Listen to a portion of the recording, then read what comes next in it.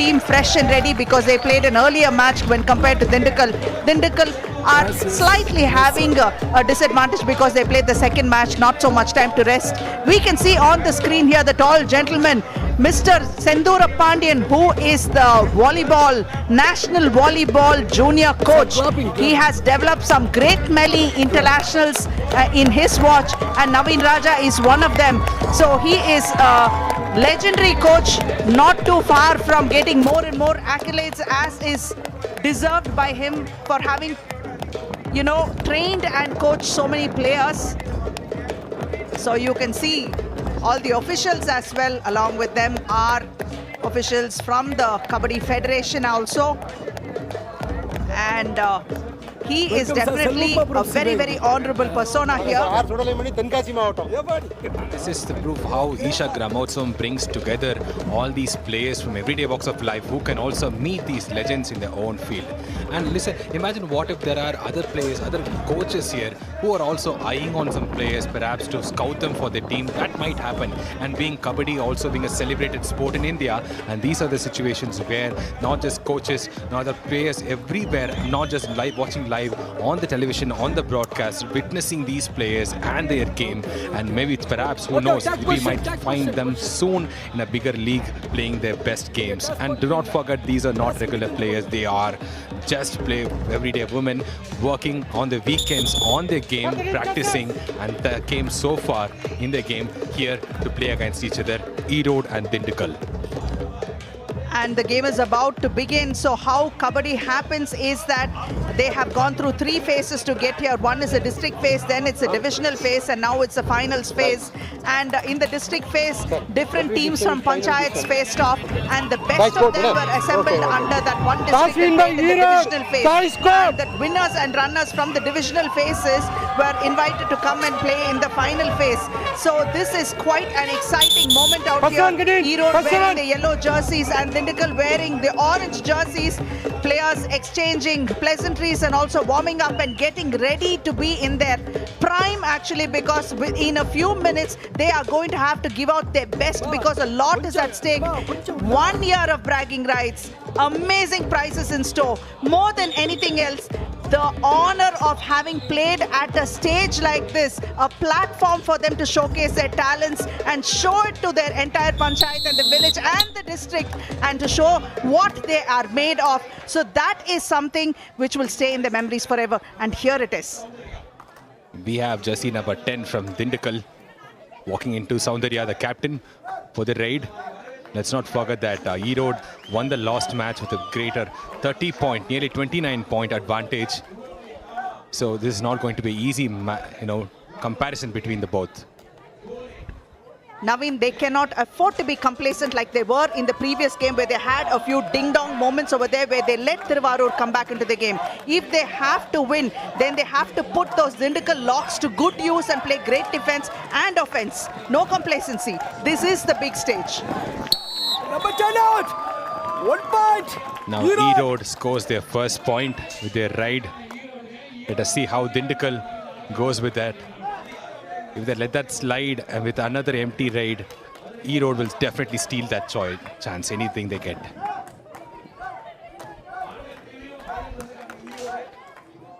A spirited attempt over there.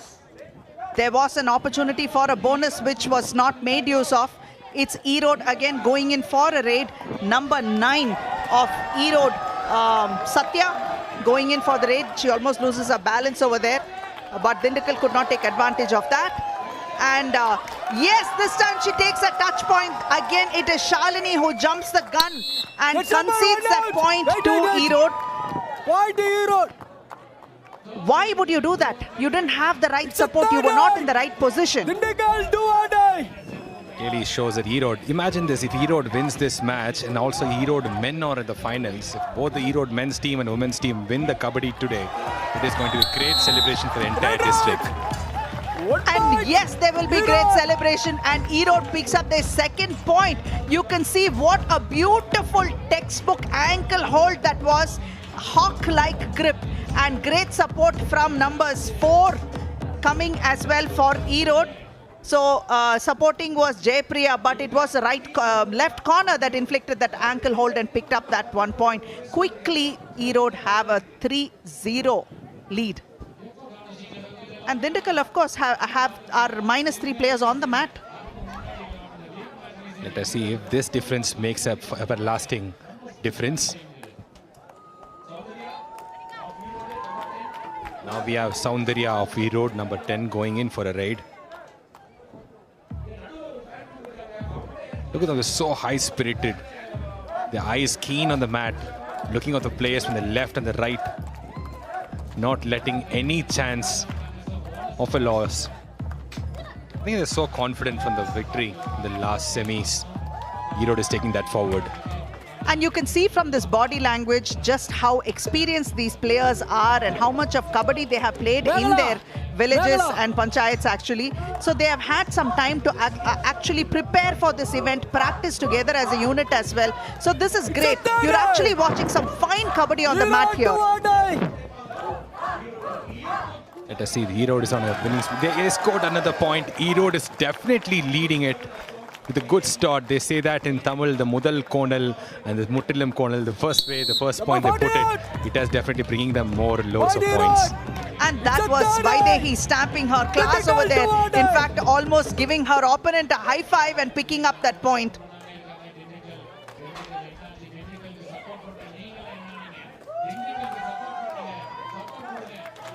And this time, the Dindigul players trapped.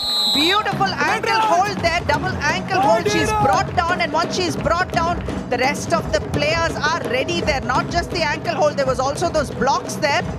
A danger of an anti-cross, but that did not happen. So Erode have raced to a 5-0 lead.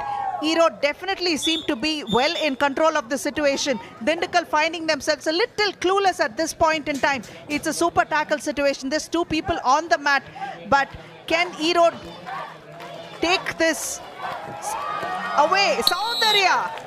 Easy job for her, it looks like, because she has gone and made sure that she's eliminated one more player from the mat. 6 players, only one remaining. An all-out situation here. The lone raider right now, number 6. I'm sorry, that would be Prithvi. We were saying about Dindigul having its infamous locks on the game, but it looks like Dindigul has itself locked itself on the game with only one player left. And that has sure gone to a all-out situation. What a phenomenal start for them with a clean play. Erode offensively and defensively pick up that last lone player from the Dindigul side, locks her out, picks up those 2 extra points for an all-out. 9-0 they take this lead.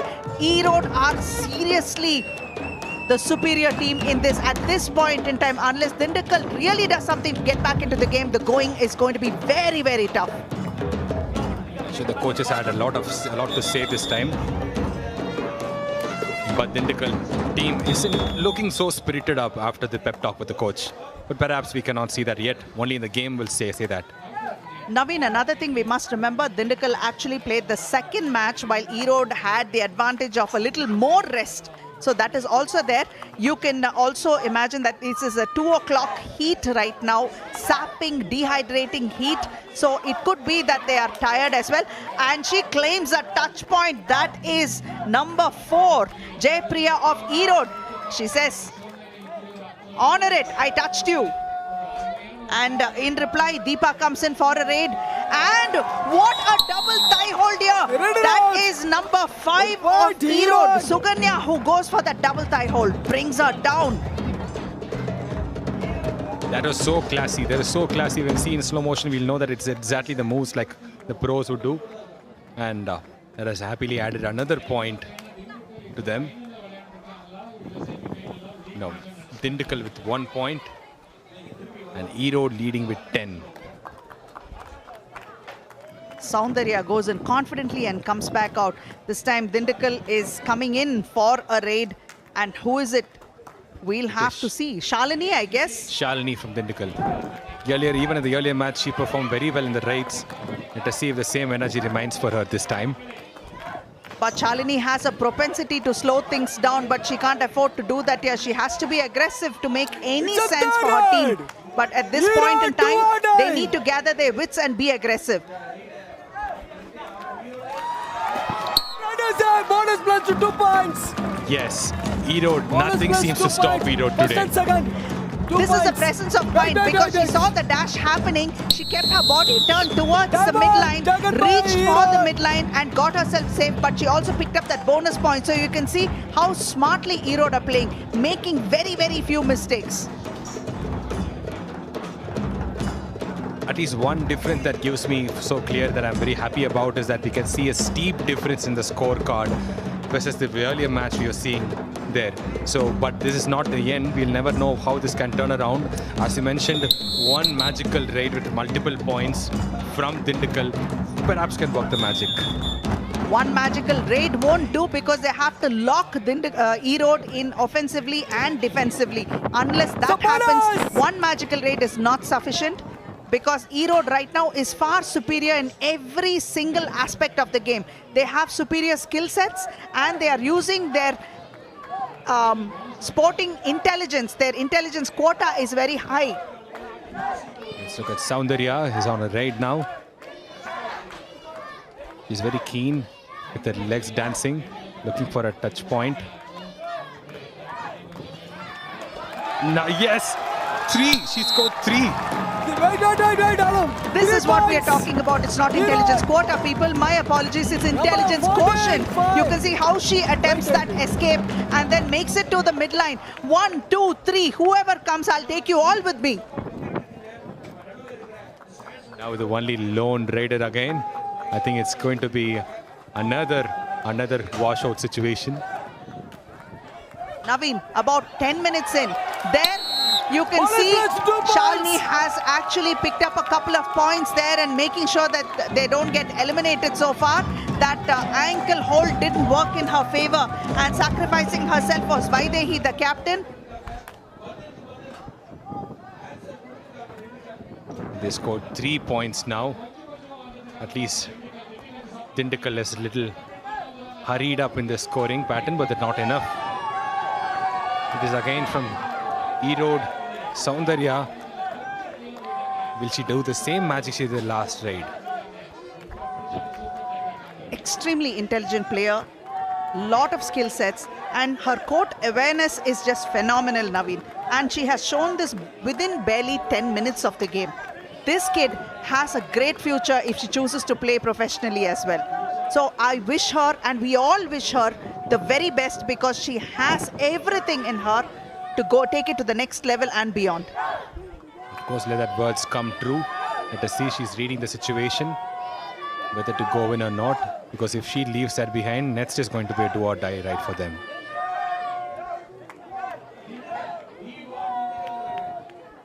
The crowds are cheering for the Dindigul now.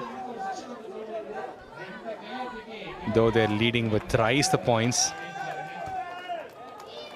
So just 3 people on the mat and Dindigul is trying to force It's them a to third raid. come and Do or do or die, die Erode. raid, which is what Soundarya has come in for.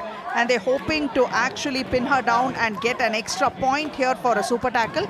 But Soundarya, will she get trapped? Will she take the bait? It remains to be seen. This is a defining moment for her. Another opportunity to her to show how superior she is on the floor. Yes, she stole a point. Is it just 1 or 2? I think it's 1. As you mentioned, there's none other in the mat as brilliant as her in the game. You can see how beautifully she's using her body, her hands, and her spatial awareness to push her opponent away, turn her body mid-air, and make those dives towards the midline and keep herself safe.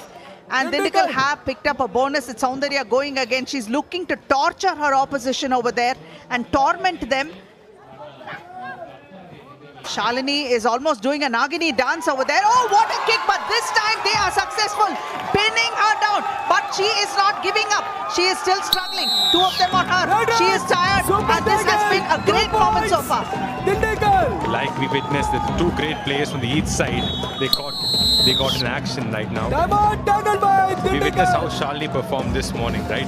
She was waiting for it. As I mentioned, she was low on the ground and waiting for the exact opportunity to grab the legs. maybe a Nagini dance, but she stung her and it hurt the most.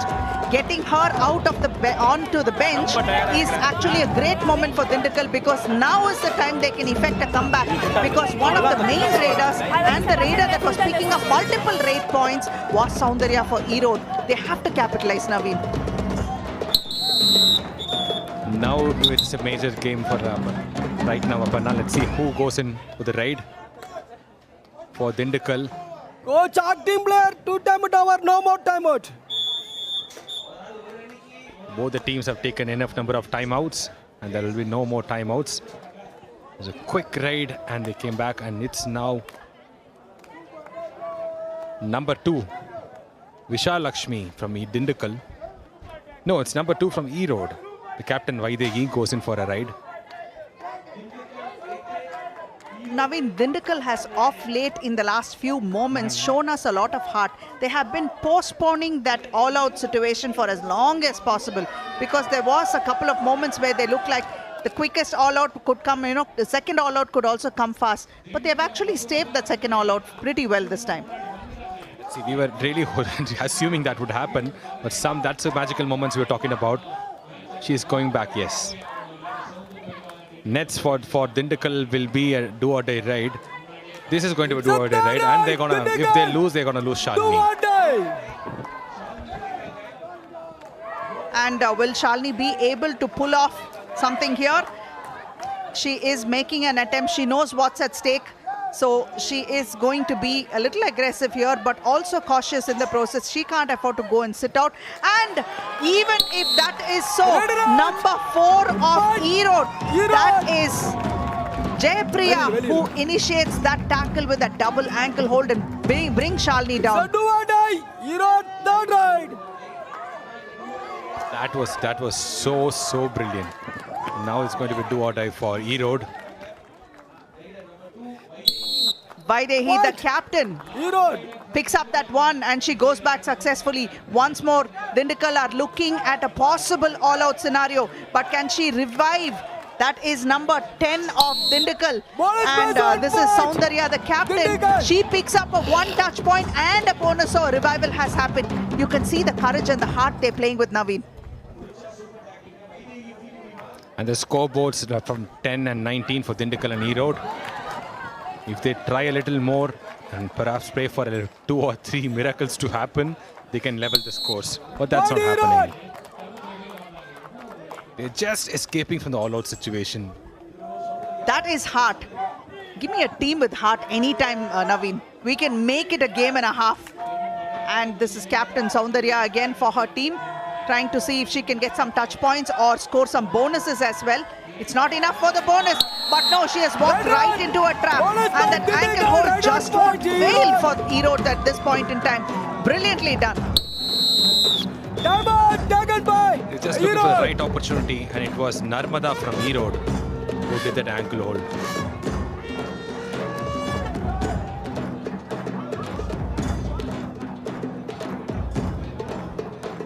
As sweet as that look for a brief, fleeting instant, 112 on Dindigul's side. No, it's not happening, folks. It's 11 points for Dindigul. They have reached their double digits, but they are playing with so much of heart and courage. It's very, very nice to see.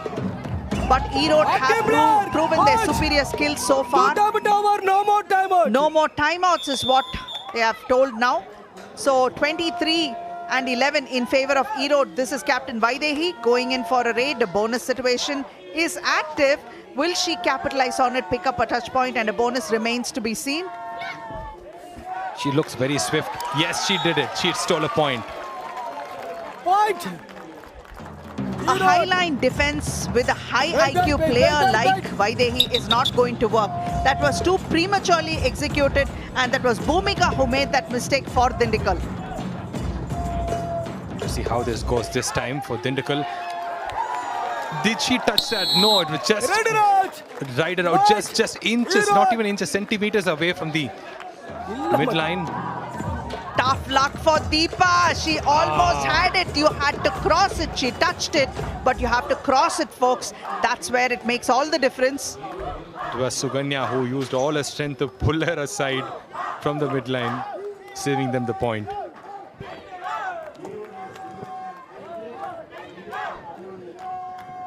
goes again Soundarya. Reading the mat and sees where the points could follow through. But looks like she's not going in. A 14-point lead. A little bit of prudence is all that is happening at this point in time. And you can see she knows that the time is up for the first half to get over, right? So she plays it cool. So 25-11 is where Erode is leading and Dindigul is trailing. And very soon we will be able to see the highlights of the first half. And with me in the commentary box is Naveen. We witnessed a great game in the first half. We didn't expect which team would take the lead, and both the teams came in walking with a special guest greeting them. And also with Dindigul playing the second game of the day, we can give them a benefit of doubt that they were a little weary, and that proved everywhere. Those are the brave moves from the Erode team when they tried to take that point. This was a couple of tie holds that we watched. This point, this we could remember, was Quick Swift. And that was a very tough fight, not giving up. This is what happened with Erode leading, and we'll now go for a break. గ్రామోత్సవం వాళ్ళు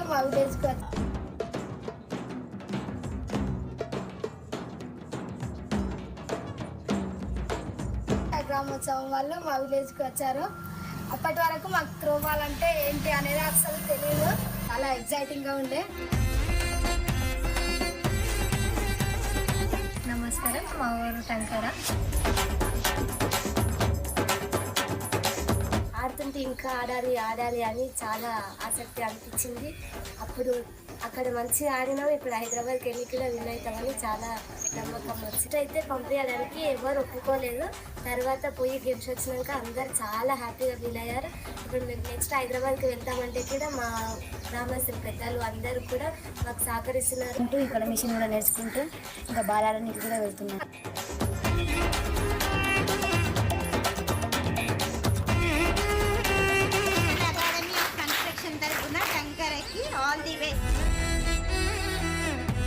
ஈஷா கிராம உற்சவக்கு நம்முடைய அழைப்பை ஏற்று இங்கே வந்திருக்கக்கூடிய hero Jayam Ravi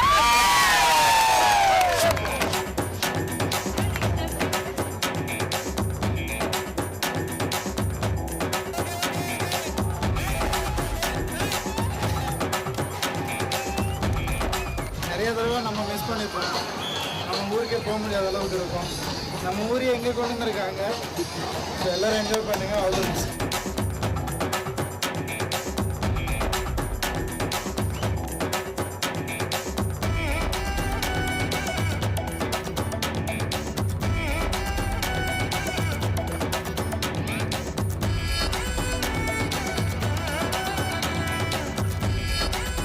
எப்பவும் சந்தோஷமாக இருக்கணும், நோய் நொடி இல்லாமல் இருக்கணும், ஒரு வாழ்க்கையை வந்து ஒரு ஃபுல்ஃபில்மெண்ட்டோடு இருக்கணும் அப்படின்ற ஆசைங்க நிறைய இருக்கும். Different life situations baffled me. It would be an understatement to say that it was life transforming. மத சம்பந்தப்பட்ட இல்லை வழிபாடு சம்பந்தப்பட்ட எந்த பயிற்சியும் இல்லாத என்ன போல இருக்கிறவங்களுக்கு வந்து ஒரு பெரிய வரப்பிரசாதமாக இருந்தது. என்னோட ஒரு 8,000 பேர் இருந்த ஒரு கும்பலில் நானும் ஒருத்தராக இருந்தேன். பட் உண்மை என்னென்னா அந்த அந்த ஹோல் ப்ராசஸ் சத்குரு மூலமாக இனிஷியேட் ஆகுதுன்றது அவ்வளோ ஒரு அழகான ஒரு தருணம். நம்ம வாழ்க்கையில் இருக்கிற அந்த மன உளைச்சல்கள் எல்லாத்தையும் விட்டுட்டு இதுதான் வாழ்க்கை, இதில் வந்து நீங்கள் உங்கள் முடிவெடுங்க அப்படிங்கிற அந்த முடிவை நமக்கே விட்டாங்க. இல்லை இதுதான் செய்யணும் அதுதான் செய்யணும்னு நமக்கு சொல்லிக் கொடுக்குற அந்த மாதிரி குரு இல்லை. எங்களுக்கு சாம்பவி மகாமுத்ரா அப்படிங்கிற ஒரு பயிற்சியை சொல்லிக் கொடுத்தாங்க. அதை செய்யணும் அப்படின்னு சொன்னாங்க, அதை செஞ்சோம். நான் இப்போ இந்த சாம்பவி ஈஷாவால் கற்றுக்கிட்டு ரொம்ப நல்லாவே நல்ல எக்ஸ்பீரியன்ஸ் அதை உணர முடிஞ்சது. யோகா வந்து ஒரு கருவி, ஒரு நட்டு போட்டு நம்ம வந்து கையால் திறக்க முடியாது, அதுக்கான ஒரு ஸ்பானர் வச்சு தான் திறக்க முடியும். ஸோ அந்த மாதிரி நம்ம பிரச்சனையை வந்து ஹேண்டில் பண்ண சும்மா ஹேண்டில் பண்ண முடியாது, அதுக்கான ஒரு விஷயத்த பண்ணால் அதை ஹேண்டில் பண்ணலாம். ஸோ அந்த மாதிரியான ஒரு விஷயம் தான் யோகா பயிற்சி. ஒரு விஷயத்தை கற்றுக்கணுன்ற ஒரு அந்த ஆசை மியூசிக்கில் வந்து எனக்கு வந்துட்டு ஒரு 200-300% அதிகமாகி இதெல்லாம் வந்து இதுக்கு முன்னாடி என்னால் பண்ண முடியல. ஏன்னா ஏன்று தெரியல, பட் இப்போ பண்ண முடியுது. அது பண்ண முடியறதுக்கு ஒரு அழகான ஒரு காரணம் I think is is practicing Shambhavi. Most importantly, it made me see different life situations in a very equipoised manner. So I just finished my inner engineering and it's been the most blissful, blessed feeling ever. And we are back for another action of the second half of the game between Erode and Dindukal. You can clearly see Erode is leading the shots now. But will they get more confident right now, Aparna? You should tell me. Dindukal has actually woken up, so I'm a little excited for them. But I must admit that Erode looks superior because of the emotional, the intelligence quotient of these two players. One is Vaidehi, the captain, and also Soundarya. They look rock solid on offense. And on the defensive end, they're playing like a well-oiled machine. Those ankle holds are coming regularly, and those ankle holds are not any touch and go situations. They are putting in solid locks over there and bringing the opposition down, and they're getting support from the teammates. So I'd be worried for Dindukal.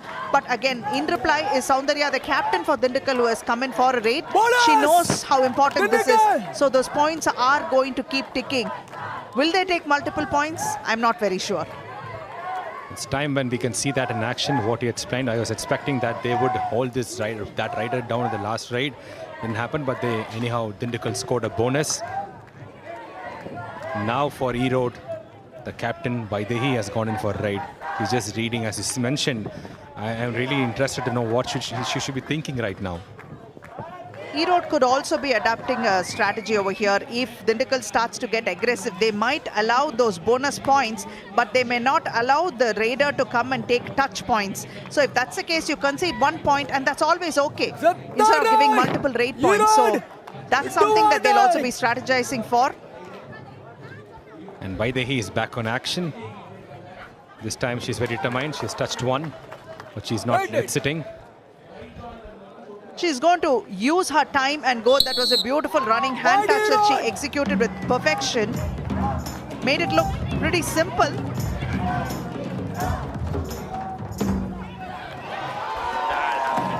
that happened. That exactly what we're talking about happened. Erode are showing their supremacy over their defensive strategy. Right corner, Narmada pretty much blindsided her, waited for the perfect opportunity while going and inflicting that hold. But what happened was there was a little bit of hyperextension also that happened because the ankle was pulled in one direction and she was slammed down in another. So there could be a little hyperextension which is causing a lot of anxiety and pain at this point in time for the player. Looks like she's badly hurt. But that was what we would expect in a game like Kabaddi. We've been seeing a lot of medical conditions since this morning, and luckily nothing has been so bad. Look how they barge upon each other. Absolutely, this is what rushing in means and looks like, but she seems a little winded as well. So she's okay now, and more power to such players who are able to pick themselves up and walk off the mat. Good for them. And hopefully she'll be back soon enough, except that she's out at this point in time. Yes, and now we have Soundarya again going in for a raid. I believe right now, as we read the players, Dindukal players in the mat will know how fatal it is to have Soundarya coming towards her. Any shouting. Also, there's Soundarya and there's a Shalini from Dindukal. Both are key players, and unfortunately Shalini is the only player we can noticeably find a difference in Dindukal. This is the one player that can inflict maximum damage to their opponents, but she is choosing to play smart and invites them for the raid instead. And going in is Prithvi. And there's a pursuit there, and taking advantage of the pursuit and picking up those points is Captain Vaidehi for Erode. She picks up 1 point, or is it 2 points? Yes, she picks 1 point. Did she touch? Did Shalini touch? No, she did not touch. She took 1 point home. There is a waterfall from this place not far away, which is called Vaidehi Falls. It is so wild that they banned visitors from visiting the place. So I would say Vaidehi is as fierce as that waterfalls. She touched her. She touched her. Even if Vaidehi falls on this mat, she's still going to pick up those points, right? So here you can see how that ankle hold did not actually happen properly. She didn't get a clear hold on her, and Prithvi actually took advantage of that situation and picked off that 1 point. Soundarya is back to the raid. I'm assuming she would play it a little mellowed and not rush into anything. Wait for a while and go back. It's also important to know when to turn it on and off, the aggression and the energy, so you can use it when you need it, and she has that in her to figure it out. And this is desperation moves for Dindakal. Prithvi attempting a touch point. Did she get it? Makes a lunge for it. There was no hand touch, and the defense is not giving her any space to even go for a bonus. Playing high line defense over there, and yes, she gets dashed, although an ankle hold was attempted. It's a dash that actually got her this time. She was trying to go for a bonus now, but it was totally out. And now we have Erode leading at 29 points and Dindakal at 14 points. The same kind of Nagini dance we witnessed earlier. Except that Vaidehi has bested this situation, so there is no super tackle points, but an all-out situation is almost being enforced on Dindakal. Can they stave away the all-out like we did see in the first half? Although they did go down by 1 all-out, the second all-out was staved off for the longest possible time, but this time, hell no, we are not going to let you go. That's what Erode says again. That was great. Bhumika was totally pinned by. They all have a part of her. And now we are Erode leading with 32, Dindakal with 15.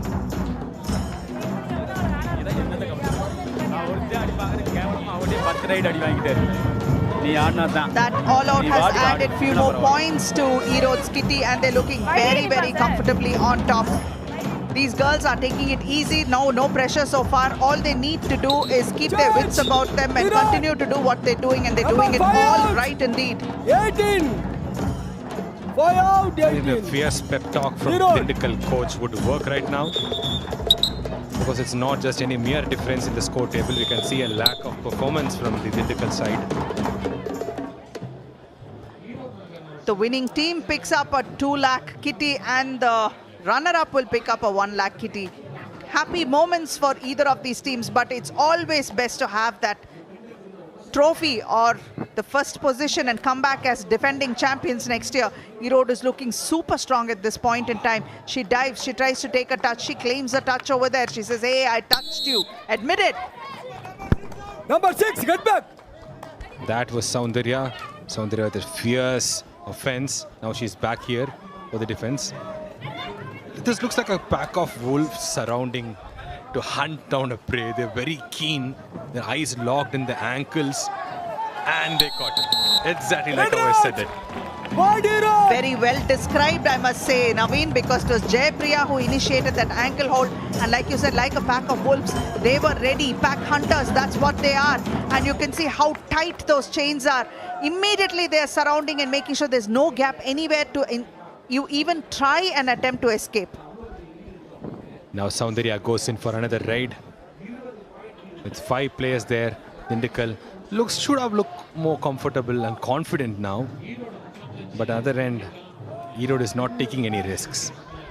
20 points ahead at this point in time, and we're almost near the half of the second half as well. So taking it easy, playing it smart, that's what Erode's signature style has been thus far, and making no mistakes, that's been another significant trait that they have exhibited this time. Vaidehi reaches out and goes out. To see how this happens right now, while Soundarya comes for another ride. With 6 players in the team. Happened, and she touched it. That's what we always say about Soundarya. Her presence of mind, swift actions. She knows where to reach, how to turn her body towards. That's what she did. That was a beautiful dubki. Her spatial awareness is unbelievable on the mat and beautifully done. That's a highlight that can be cherished for a long, long time. Soundarya has been a star, a rock star for her team. But this time, it is number 11, Narmada of Erode, that's put that double ankle hold and brought Prithvi down. That was so precise. Just when she was trying to go for the toe touch, she knows when she will turn and waiting for the right opportunity. And now it's just the same action replayed kind of raid where Soundarya walks in again and the team of Dindigul has only 3 players inside. And Erode has no reason to waste their energy. They perhaps conserve it and go for an easy win. No need to stress over there for Soundarya because they have a solid lead, but it is Dindigul actually that is enticing them to play for the do or die and inflict some kind of a stress situation for Erode. With a super tackle situation that could happen possibly, but then it is Soundarya who is the raider for Erode. The beauty of this game is not just the points taken, it's also the points untaken, which is 2 empty raids, which will pressure for the third do or die ride, which perhaps when happens. Yeah, she did it. Soundarya goes back with 1 point. No, it's 2 points. Super casual, super calm. She goes, she gets the job done, and she comes back not with 1 but 2 points, and that's why I think she is probably the star player of this tournament because she knows when to turn it on and off. And a desperation move here, trying to lunge, pick up that touch points is Soundarya, the captain of... no, it's the other Soundarya. The captain is number 10. Raider out! Raider is out, dashed. All out 3 points. And an all out there again. I mean, those points are just beginning to flow without any stop for Erode. Last 5 minutes of play. That will, player, of course, coach. lead it Last to the 5 minutes same of range play. of points that Erode won the earlier match in the semi-finals. They won 44 against Tuticorin, which is 15. And look now, it is number 9 Satya from Erode, who's not letting anybody rest.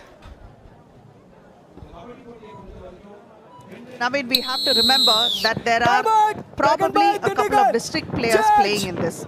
But Soundarya is a state team material and probably a future national team material that we have seen from Erode. So there is a couple of talent here that is really, really superb that can go to the next level and beyond. So it's going to be exciting times ahead for these girls when their talent, which has been showcased now, and the scouts start looking for new talent, and these people have that platform that they needed so badly. Exactly what everybody wishes this for, exactly what Gramotsavam is known for, to create players, and these will definitely help them reach newer heights.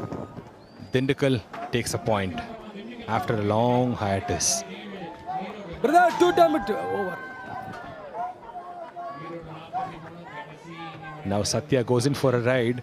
When you see the body chemistry, when Last 4 minutes of Dindigul play. goes in for a ride, it looks like everybody's preying on them like pack of wolves. But here, it's like a lion and it's all gazelles everywhere trying to run away. But it's a spirit of game.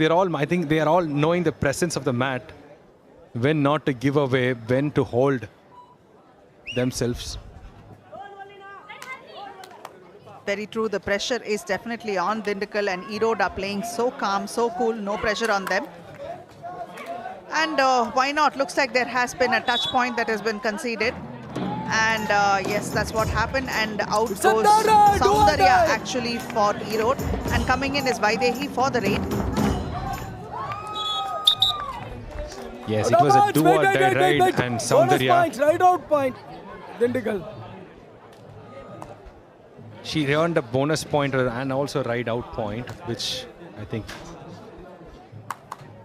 leveled it with Dindigul 20 points. And Erode 43 points. We have 3 minutes left in the time now. Raider out. Point Erode.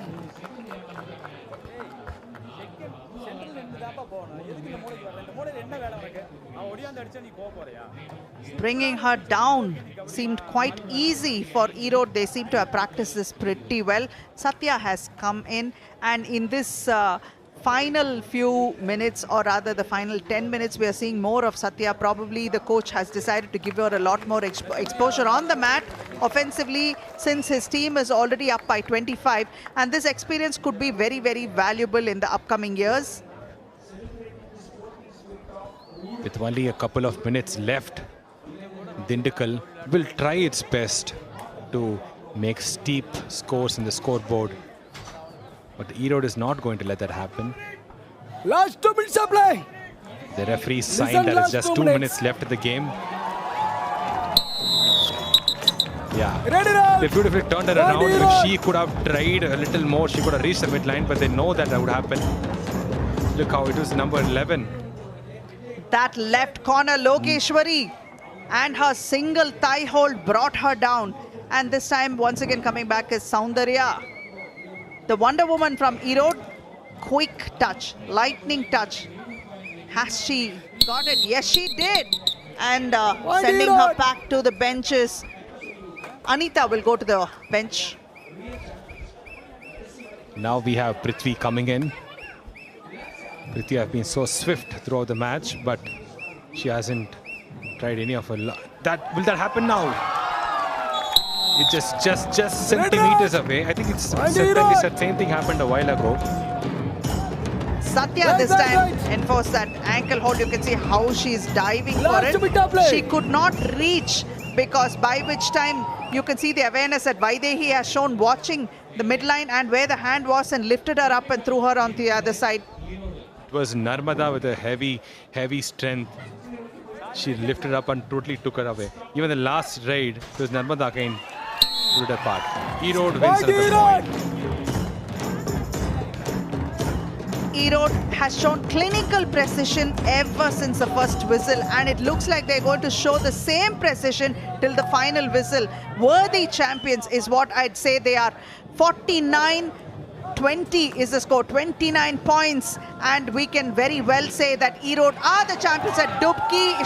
She attempted a jump, but this time two of them have pinned her in a super tackle, so they are going to get 2 points. Too little, too late. Shalini initiated it, and jumping on her is number 10. And Soundarya, this, Naveen, is the final score. 49-22 in favor of Erode, and Erode are the worthy champions. Erode proved their mettle throughout the game, scoring each point.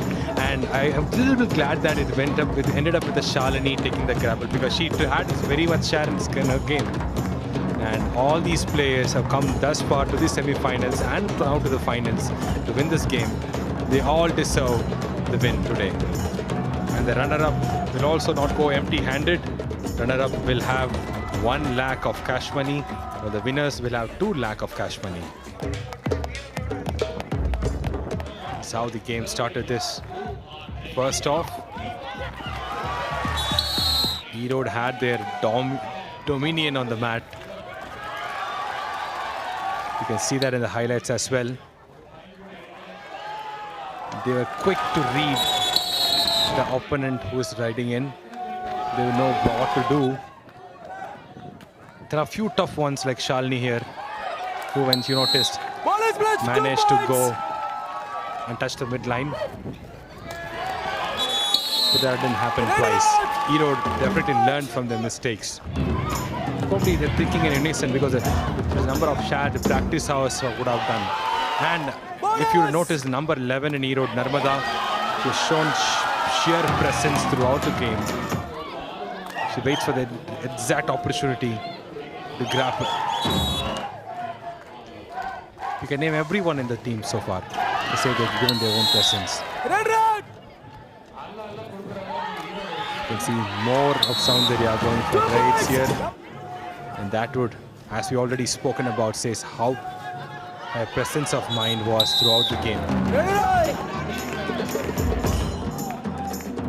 That was the captain of the team who earned more points. notable players in Dindigul as well, but we could say that I could say Listen, last 2 Erode minutes. outplayed them today. That was Prithvi. There's 2 such moments where they were centimeters away from the line. And next we have the captain of the winning team with us, Vaidehi. Thank you, sir. Congratulations, Vaidehi. You had a great game today. We asked her how easy that she thought this match would be. Of course. டஃபா போகுந்தாங்க sir expect பண்ணோம் but one சைடாக போயிடுச்சுங்க sir. She says that she expected this match to be tough, but it was Happy, all thanks, sir. one-sided, and she's glad how the outcome was. Thank you, sir. And we asked her who they are by profession. ரெண்டு பேர் school படிக்கிறாங்க sir. Oh, they're all college students among them, and 2 are school எல்லாருமே students. Village தாங்க sir. They're all from villages. Look, this is where the India's talents are, in villages, schools and colleges. They are this high-spirited women who give their 100% in the game. இந்த மாதிரி கிடைக்கும் நாங்க கொஞ்சம் கூட எதிர்பார்க்கவே இல்ல. Did they expect the opportunity like this to happen? 4 இயர்ஸ்க்கு முன்னாடி They தான் say இந்த they மாதிரி did not. ஈஷா மேட்ச் வச்சாங்க. 4 இயர்ஸ்க்கு பேக் தான் இப்போ வச்சிருக்காங்க. ரொம்ப ஹாப்பியா இருக்கு. They're so glad how this happened. Thank you, sir. And we'll go for a short commercial break and we'll be back.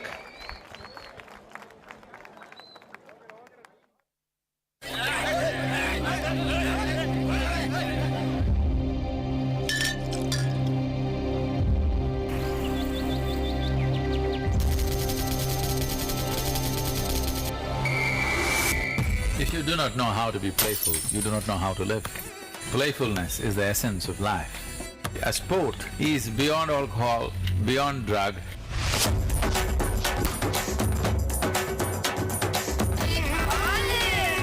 If they could play, if they could laugh, if they could jump, if they could scream, you will see it would be very natural for every human being to search for something more than where they are right now.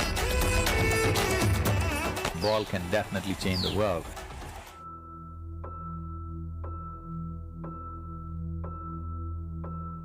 கபடியில் வந்து ஒரு love, ஒரு விளையாடணும் அப்படிங்கிற ஒரு ஆர்வம்.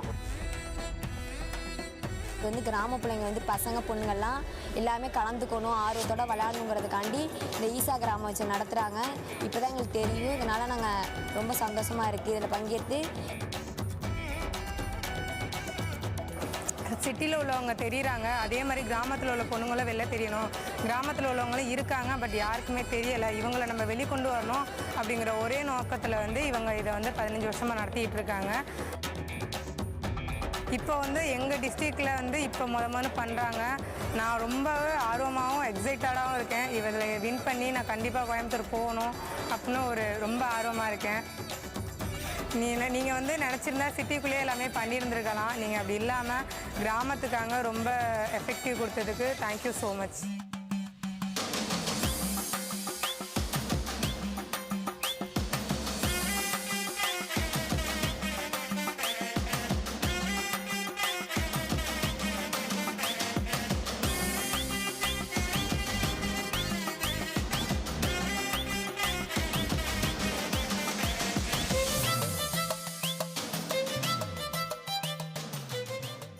ஒரு வீடியோவில் சத்குரு ஷேர் பண்ணியிருப்பாங்க. நீங்கள் ஒரு ஸ்கூலை ரொம்ப அருமையாக அழகாக ரன் பண்ணணும் அப்படின்னா அந்த ஸ்கூலோட பொறுப்புகளை குழந்தைங்கிட்ட கொடுங்க. ஈஷா வித்யா கரூரில் எங்களுக்கு இது ரொம்ப ஸ்பெஷலான ஆனுவல் டே, இந்த first annual day.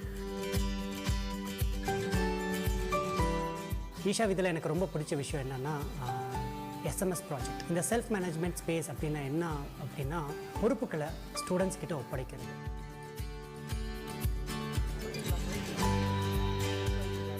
Principal sir ஒரு நாள் கூப்பிட்டு சன்னிதானத்தில் எல்லாத்தையும் உட்கார வச்சு நம்ம ஸ்கூலில் ஒரு ஆனுவல் டே நடக்க போகுது அப்படி சொன்னாங்க. திடீர்னு என்ன சொன்னால், this time annual day we are not going to do, everything is handed to the students அப்படின்னு சொல்லி சொன்னார். ஸ்டூடெண்ட்ஸ் நீங்கள் தான் பண்ண போகிறீங்க, நாங்கள் கைடன்ஸ் தான் கொடுக்க போகிறோம் அப்படின்னு சொன்னேன். எக்ஸைட்டடாகவும் இருந்தது, அதே டைமில் ஒரு மாதிரி பதட்டமாயிடுச்சு. எப்படி நம்ம பண்ண போகிறோம் அப்படிங்கிற மாதிரி.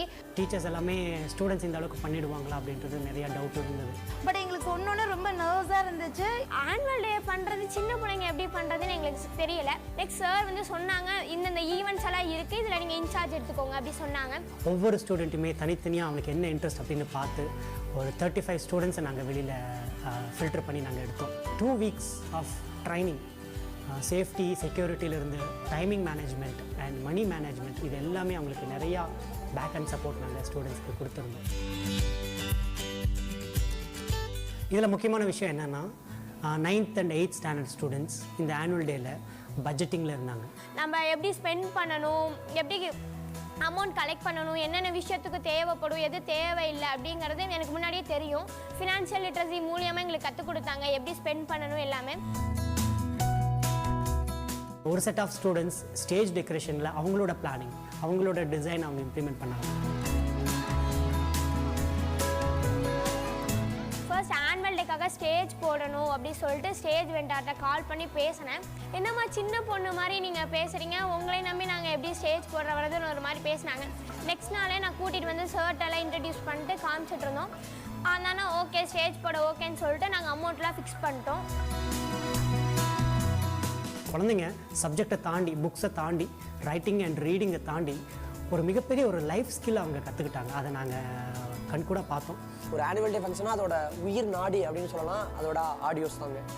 அந்த உயிரோட்டத்தையே நம்ம யார்கிட்ட கொடுத்துருக்கோம் அப்படின்னா ஒரு 13 வயசு பையன், அவன் பேர் அஸ்வின். அஸ்வின் பார்த்தீங்கன்னா அவன் தாதகவுண்டப்பட்டியிலேருந்து வர்ற ஒரு முதல் தலைமுறை பள்ளி செல்லக்கூடிய ஒரு மாணவன். நம்ம ஊருக்குள்ள திருவிழா போட்டிருந்தப்ப ஸ்பீக்கர்லாம் கொண்டு வந்து வச்சாங்க. அப்போ வந்து என்னன்னு தெரியல, அங்கே போய் இன்ட்ரெஸ்ட்டாக பார்த்துட்டு இருந்தேன். அதனால தான் சரி நம்மளும் இங்கே பண்ணலான்னு தோணுச்சு. ஃபங்க்ஷன் ஆரம்பிச்சிருந்து ஃபங்க்ஷன் எண்டு வரைக்கும் ஆடியோவில் எந்த இதுவே இல்லை. இந்த உயிரோட்டத்தை அப்படியே தாங்கி பிடிச்சி அந்த நிகழ்ச்சியை அடுத்த லெவலுக்கு கொண்டு போனது பார்த்தீங்கன்னா அஸ்வின். இனிமேல் எந்த ஒரு ஈவெண்ட்டாக இருந்தாலும் பண்ணிக்கலாம் அப்படின்ற அவங்க முகத்தை பார்த்தாலே அந்த ஒரு சந்தோஷம், அந்த ஒரு தைரியத்தை பார்க்கும்போது எனக்கு ரொம்பவுமே ஆச்சரியமாக இருக்குது, எனக்கு ரொம்ப சந்தோஷமாகவும் இருக்குது. ஸோ ஆனுவல் டே முடிஞ்சிருச்சு, நேஷனல் ஆந்தம் தான் முடிஞ்சிருச்சு. ஃபர்ஸ்ட் ஆனுவல் டேவை இவ்வளோ சக்ஸஸ்ஃபுல்லாக முடிச்சிருக்கோம் அப்படின்னு நினைக்கும் போது ஐ ஹேட் டியர்ஸ், ஆனந்த கண்ணீர்னு சொல்லுவாங்க. ஐ ஹேட் தட். இந்த பசங்களை நம்பி என்ன வேணால் கொடுக்கலாம், நம்ம பசங்க எங்கே போனாலும் ஜெயிச்சுக்குவாங்க அப்படிங்கிற மாதிரி ஒரு நம்பிக்கை இருந்துச்சு. சாதாரண மந்த்லி பட்ஜெட்டே எனக்கு போட தெரியாது. ஆனுவல் டேக்கு இவ்வளோ பெரிய பட்ஜெட் போட்டதில் எனக்கு ரொம்ப சந்தோஷமாக இருந்தது. ஸோ நம்ம ஸ்டூடெண்ட் நம்ம நினச்சிட்டு இருக்கோம் 14 வயசு குழந்தைங்க 13 வயசு குழந்தைங்க எப்படி பண்ணுவாங்கன்னு. They made it. We feel so proud and unbelievable moment.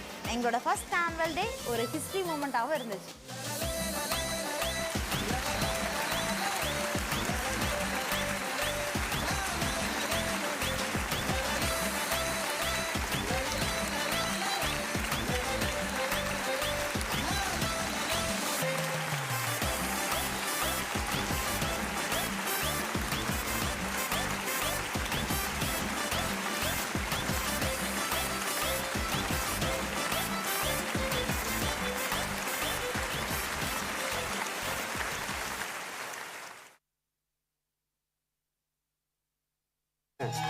அவங்களுடைய சாதி மத வேறுபாடு இல்லாமல், ஏழை பணக்கார வேலை இல்லாமல், கடை முதலாளியும் வந்து விளையாடுறாரு, தொழிலாளியும் வந்து விளையாடுறாரு, பண்ணைக்காரும் வந்து விளையாடுறாரு, பண்ணையத்தில் வேலை செய்யறவரும் வந்து விளையாடுறாருங்க. உண்மையை பார்த்தா இந்த விளையாட்டுங்கிறது எங்களுக்குள்ள ஒரு ஒற்றுமையை கொண்டு வந்திருக்குது.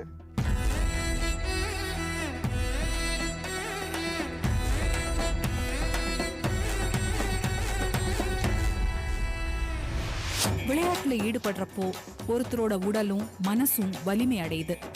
இன்னும் ஒரு படி மேல சொல்லணும்னா, ஒரு விளையாட்டை எப்படி விளையாடணும்னு புரிஞ்சுக்கிறது கூட ஒரு ஆன்மீக செயல்முறை தான். விளையாட்டுங்கிறது மனிதன் தன்னோட எல்லைகளை கடந்து இயங்குறதுக்கான எளிய வழிமுறை. பொழுதுபோக்கே கேட்டாங்க கார்ட்ஸ் தானுங்க. கார்ட்ஸ் விட்டாச்சுன்னா சும்மாக்கு வாங்கி அதை பற்றிட்டு வந்துக்குவாங்க, வேறு எதுவும் கிடையாது. அதுக்கிட்ட பொழுதான தண்ணி போட்டுக்குவாங்க.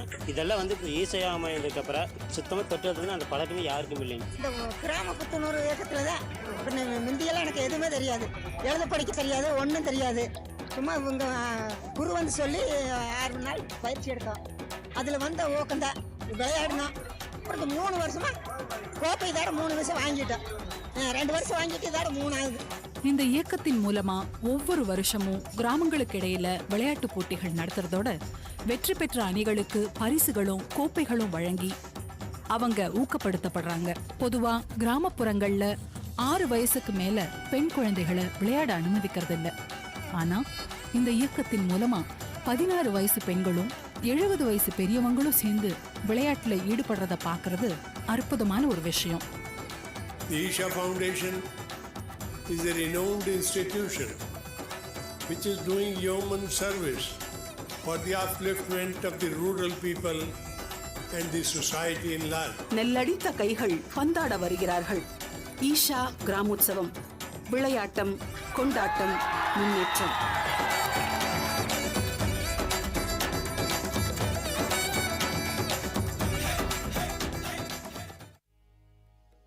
Located near Nandi Hills in Bengaluru, Sadhguru Sannidhi includes many energized spaces for self-transformation.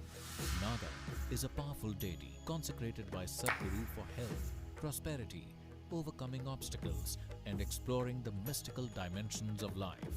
There are several rituals and processes such as Dosha Nirvana Arpana, Kal Sarpa Seva, Naga Aarti, and Naga Snanam, for one to benefit from Naga's abundant grace. Devotees can also participate in the Yog Sandhya at the Yogeshwar Linga every day, as well as the spectacular Adi Yogi Divya Darshan. Sadhguru Sannidhi is open every day from 6 a.m. to 8 p.m. Everyone, irrespective of caste, creed, or religion, is welcome to benefit from this space.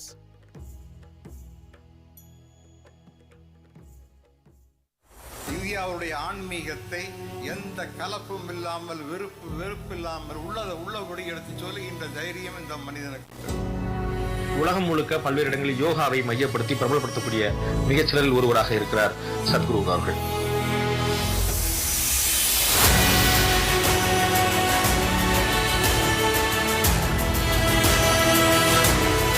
எப்படி நமக்கு வெளிய சூழ்நிலை நல்லபடியாக உருவாக்கிக்கிறதுக்கு ஒரு தொழில்நுட்பம் இருக்குதோ, அதே விதமாக உள் சூழ்நிலை உருவாக்கிக்கிறதுக்காக இருக்கிற தொழில்நுட்பத்துக்கு நாம் ஆன்மீகம் சொல்கிறோம்.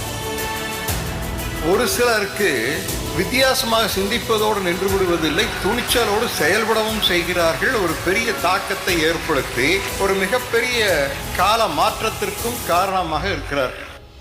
ஈஷா ஃபவுண்டேஷன்ல பல விஷயங்கள் பண்ணியிருக்கீங்க.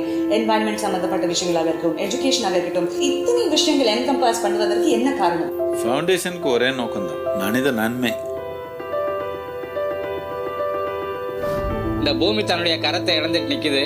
மறுபடியும் பச்சையான கரங்களை உருவாக்குவதற்காக நிறைய கரங்களை ஈடுபடுத்துவது பசுமை கரங்கள் திட்டம். எல்லாரும் நான் தான் கேட்குறாங்க, நீங்கள் ஆன்மீகத்தில் இருக்கீங்க, நீங்கள் எதுக்கு மரம் வைக்கிறீங்க? யார் யார் மூச்சு காட்டு எடுக்கிறாங்களோ அவருக்கு எல்லாம் சேர்ந்தது தான் இந்த பொருள். எல்லாரும் சோர்ந்து கிடக்கிற நேரத்தில் ஈசா இயக்கம் அதை தலைமை எடுத்து அதை மேலே எடுத்துக்கொண்டு செல்கிறதுங்கிறதுனால நம்ம எல்லாருமே பெருமைப்பட்டு கொள்ள வேண்டிய ஒரு காரியம். மக்களுக்கு வேலை வாய்ப்பு புத்துணர்ச்சி முகாம் நடத்துறீங்க. 70% மக்களும் கிராமங்களில் இருக்கிறாங்க நம்ம நாட்டில். இந்த கிராமங்களில் ஆரோக்கியம், படிப்பு இது நடக்கணும், புத்துணர்வான மனம் நடக்கணும். ஈசா வித்யான்றது இந்த கிராமத்தில் இருக்கிற குழந்தை சாமானியமாக வித்யாபியாசத்தை வாய்ப்பில்லாத குழந்தை. அவர் அந்த ஒரு பொருளாதாரத்து சமூகத்து சூழ்நிலையில் சிக்கி போயிருக்கிறார். நாளைக்கு இந்த சூழ்நிலையிலேருந்து வெளியே வர்றதுக்கு ஒரு படியாக அந்த வித்யாபியாசம் உருவாக்கிறோம். மிகப்பெரிய கால மாற்றங்கள் எல்லாம் எப்பொழுதுமே ஒரு மனிதனுக்காகத்தான் காத்திருக்கிறது. இன்று இயற்கையில் ஏற்பட்டிருக்கின்ற சீரழிவுகளை எல்லாம் சொல்லி நம்மிடத்தில் ஒரு பொறுப்புணர்ச்சியை ஏற்படுத்துவதற்கு ஒரு சத்குரு தேவைப்பட்டிருக்கிறது. ரேலி ஃபார் ரிவர்ஸ்ன்றது ஒரு நாட்டில் ஒரு மகத்தான இயக்கமாக ஏற்பட்டிருக்கு. இதுவரைக்கும் எந்த ஒரு இயக்கத்திலையும் 16 கோடி மக்கள் ஈடுபட்டது ஒரு மாதத்திலிருந்து எங்கேயும் கிடையாது. மதிப்புக்குரிய சத்குரு அவர்கள் எடுக்கும் இந்த மாபெரும் முயற்சி வெற்றி அடைய எல்லாம் வந்து இறைவனை வேண்டுகிறேன். ரேலி ஃபார் ரிவர் தொடங்கி இப்போ காவேரி காலிங் வரைக்கும் மக்களோட பிரச்சனைகள் உங்களோட ஈடுபாடோட பெர்சன்டேஜ் அதிகமாயிட்டே போகுது. நம்ம விவசாயி ரொம்ப கஷ்டப்பட்டுருக்காங்க. இப்போ இந்த காவேரி பேசனில் நாம் 33% மர விவசாயம் கொண்டு வரணுன்ற ஒரு நோக்கம். மார்க்கெட்டில் விலை கிடச்சிடுச்சுன்னா விவசாயிக்கு எந்த பிரச்சனையும் இல்லை. இதுதான் பிரச்சனை. என்னாலையும் வாழ முடியுங்கிற ஒரு நம்பிக்கை வந்து எனக்கு இந்த பயோ மூலமாக தான் வந்திருக்குதுங்க. விவசாயிக்கு ஒரு மகத்தான ஒரு புரட்சி இருக்குது.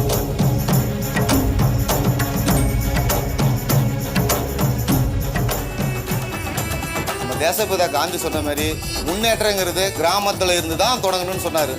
அதை சுதந்திரம் அடைஞ்சு இத்தனை வருஷம் கழித்து நீங்கள் கையில் எடுத்துருக்கீங்க. கிராமோற்சவம் இது என்னன்னா நம்ம கிராமங்களில் விளையாட்டு கொண்டு வாங்க. விளையாட்டுன்னா ரொம்ப ஈடுபாடு தானே, ரொம்ப உற்சாகம் தானே, தெம்பு தானே, உயிரோட்டம் தானே. இதுதானே நாட்டுக்கு நமக்கு தேவை. இந்த கிராமோற்சவம்ன்றது இந்த அளவுக்கு வளர்ந்து வந்திருக்குது. 40,000க்கு மேலே நம்ம விளையாட்டு வீரர் ஈடுபட்டிருக்காங்க.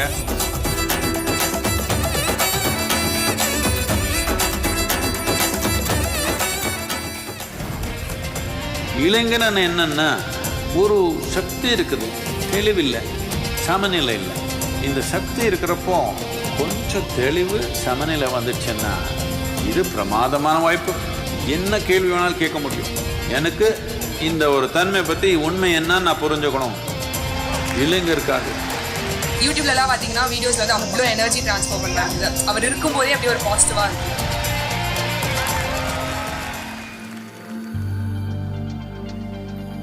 மனிதனு நன்மையாக இருக்கணும்னா நன்மைன்றது உள்ளத்துலேருந்து தான் வருதுன்னு புரிஞ்சுக்கணும்.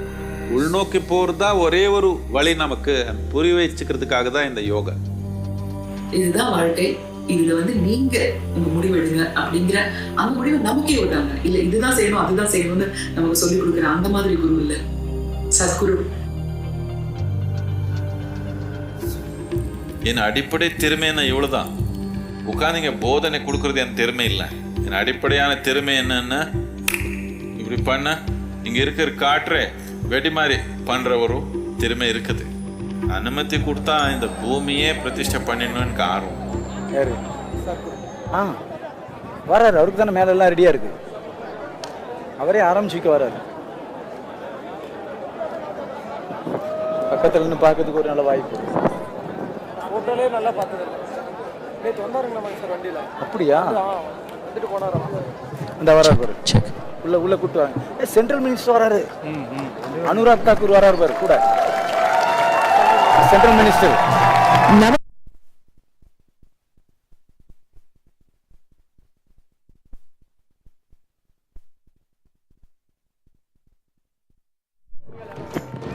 ஈஷா கிராமோற்சவத்தின் 15வது ஆண்டு பிரம்மாண்டமான இறுதிப் போட்டிக்கு உங்கள் அனைவரையும் வரவேற்கிறோம்.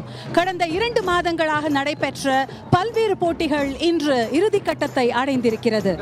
Isha Gramotsavam, launched by Sadhguru in 2004, is a unique sporting initiative that aims to rejuvenate the spirit of rural India and foster a sense of community, tradition and healthy competition. ஆதியோகியின் முன்னிலையிலும் நம் அன்பிற்குரிய சத்குரு அவர்களின் முன்னிலையிலும் இன்று நாம் சத்குருவின் ஞானோதயம் அடைந்த 40வது ஆண்டு விழாவை கொண்டாடும் இந்த தருணத்தில் ஈஷா கிராமோற்சவத்தின் இறுதிப் போட்டியை கொண்டாடும் மிகப்பெரிய பாக்கியத்தை பெற்றிருக்கிறோம். கிராமப்புற இந்தியாவில் உள்ள அனைத்து வயதினரும் ஆண்கள், பெண்கள், குழந்தைகள் என அன்றாடம் வெளியே வந்து விளையாடுவதற்கு தேவையான சூழலை உருவாக்குவதன் மூலம் தனிநபர்களையும் சமூகங்களையும் விளையாட்டு எவ்வாறு மாற்றியமைக்க முடியும் என்பதற்கான மிகச்சிறந்த ஒரு உதாரணம் Isha கிராமோற்சவம். It is a living, thriving model of how sports can transform individuals and communities by creating the necessary ambience for men, women and children of all ages in rural India to come out and play on a daily basis. Lakhs of players have participated in Isha Gramotsavam over the years. Isha Outreach, which is organizing Isha Gramotsavam, has been recognized as National Sports Promotion Organization NSPO by the Ministry of Sports and Youth Affairs. In the year 2018, Isha Outreach received the Rashtriya Khel Protsahan Puraskar Award from the Honorable President of India for Sports Development.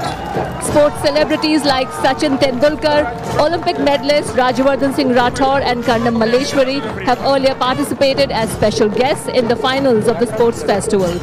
Mithali Raj, PV Sindhu, Virender Sehwag, Shikhar Dhawan have voiced support for Isha Gramotsavam. Isha கிராமோற்சவ வரலாற்றில் இதுவரை 8412 அணிகளும் 1,167 வீரர்களையும் பெற்ற பெருமை நமக்குண்டு.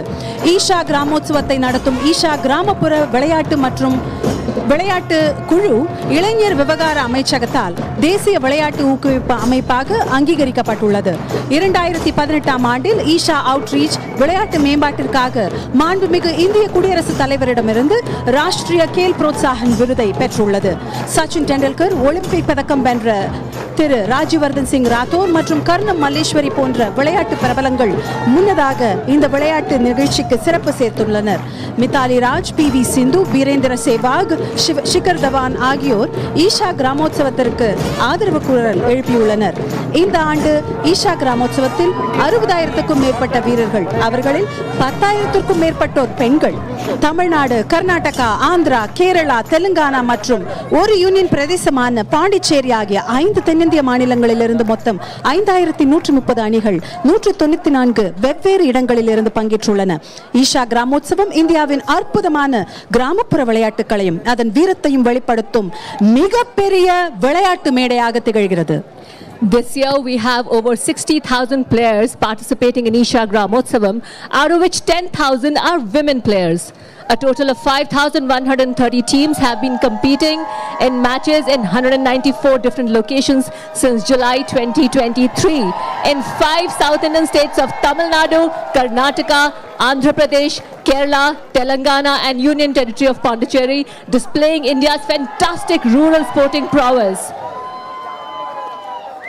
On this very special day, when we commemorate the 40th anniversary of Sadhguru's Enlightenment Day, we are privileged to be celebrating Isha Gramotsavam in the presence of Adiyogi, our beloved Sadhguru, and our esteemed guest, Shri Anurag Thakur, Union Minister of Youth Affairs and Sports of India and Ministry of Information and Broadcasting, Shri Dhanraj Pillai, former captain Indian National Hockey Team, and Thiru Santanam, Indian actor and film producer. Shri Anurag Thakur is also the former president of BCCI and Himachal Pradesh Cricket Association.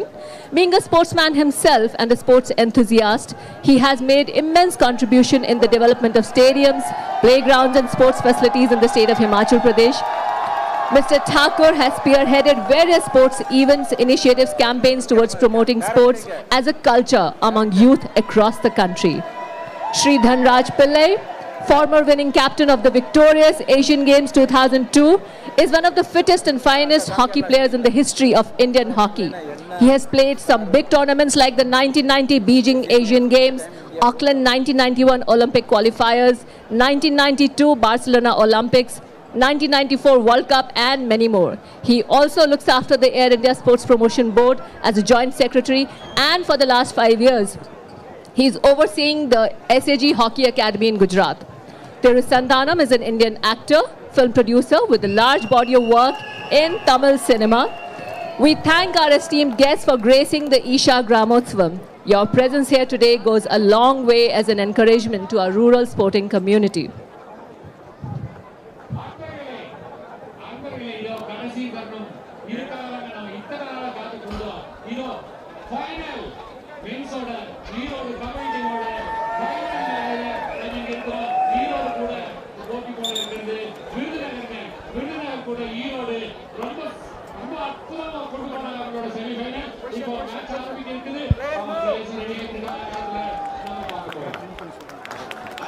Good afternoon, everyone. Welcome back to another exhilarating match. The semi-finals are over and we are in the finals between Virudhunagar and Erode. We have our chief guests on the stage watching the match live, and we are all connected here and the audience in this place, and we are watching from all over the place in this live telecast. And here we are. I am with Aparna here. Hi, Aparna. How excited are you for the finals match? Hi Naveen, I am super excited for this final game to be played between Virudhunagar and Erode, because both teams had a great semi-final outing, and it was in the nick of the moment that Erode managed to pull off that victory from their opponents, who were none other than Trichy and the young man Dinesh, who you can see in the screen right now wearing the blue jersey, is that hero who actually took it away from Trichy from making it to the final. But the only point of concern here is, did they have enough rest after that grueling session? It remains to be seen. These kids are tough and they're aggressive. Hopefully it shouldn't impact them too much. And that was a toss. Seems like Erode has won the toss today. Toss won by Erode. Choice, court. And anyone who won the choice has decided to go court like everybody else does. And you could also see the toss called by the other end here.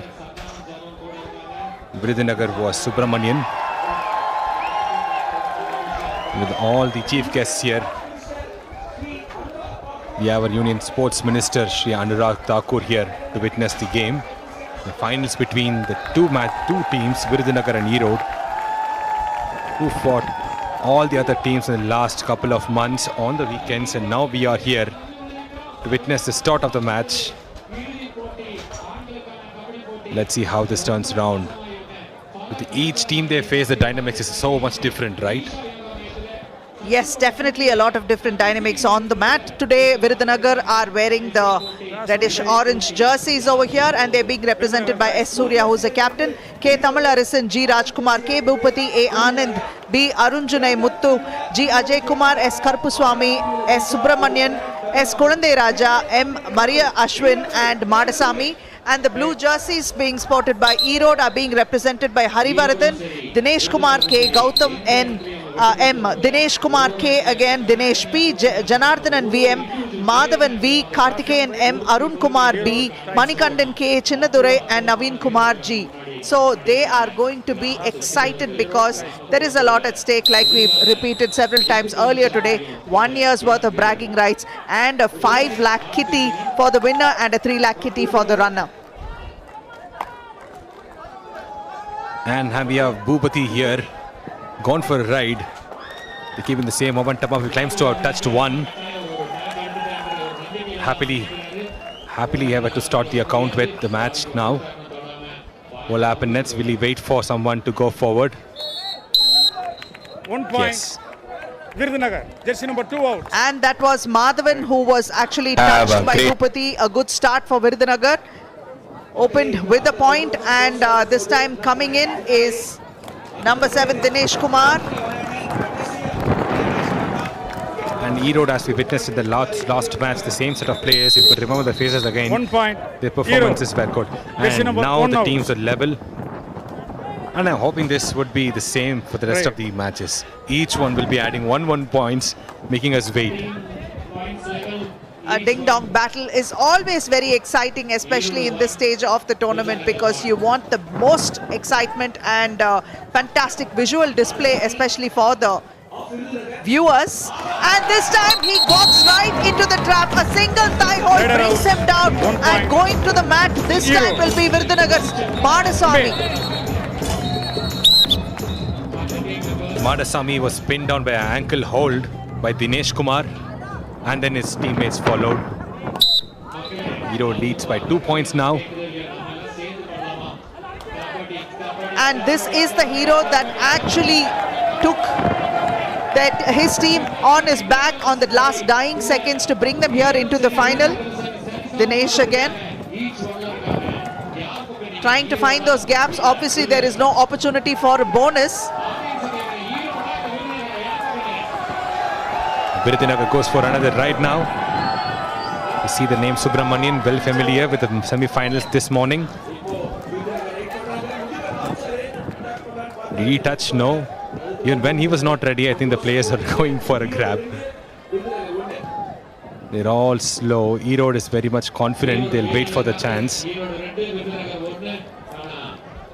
Virudhunagar goes back.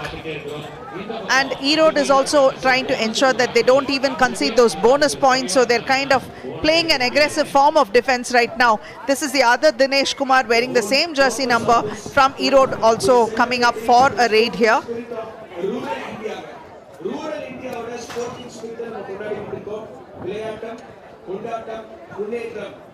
And now Erode goes back empty-handed. Let us see, you can see the stresses in both the teams maybe. The faces are very much tired in the scorching sun, and also the game this morning has sure got them exhausted. Did they have enough time to revive themselves maybe, or does it never matter in these circumstances when finals come? Definitely not. You do need the time for revival, but time is of essence also, because the tournament goes according to a particular schedule, and it is important that they finish it. So that is also there. So these players are somewhat mentally prepared for such a tedious play schedule. Attempts a kick over there, a scorpion kick, did not make any contact. Rushes, tries to make it, and does he cross? Yes, he does. Does he pick up 1 or 2 points? This is a brilliant, brilliant raid there by Dinesh. You can see he lunges there for a kick. Brings him down. That's the second one going for a dash. And the third one over there, does he touch him? Number 2 outs. Raid. Third raid. Do or die raid. Third raid. Now it's another do or die raid for Virudhunagar.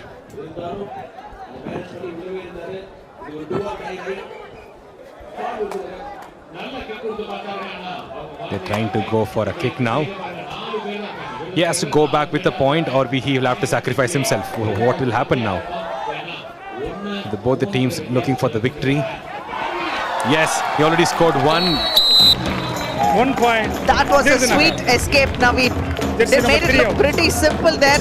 He figured where the opening was, opened the gate smoothly and slipped out of the gaps. The only thing I was afraid was he's kicking in the air. If there's someone, they would have definitely gotten his ankle. Very true. Now Dinesh from Erode is quickly going between the 2 corners in the mat, trying to chase these players down.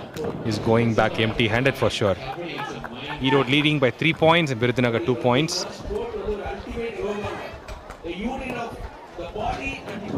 There is an opportunity for a bonus over here. Will they Virudhunagar take advantage of that? That is actually Subramaniam on the raid there. But he's being very cautious at this point in time. Doesn't want to concede any points. So even if he doesn't pick points, he's okay not conceding. So 1 out of the 3 Dinesh's on Erode is here for the raid right now.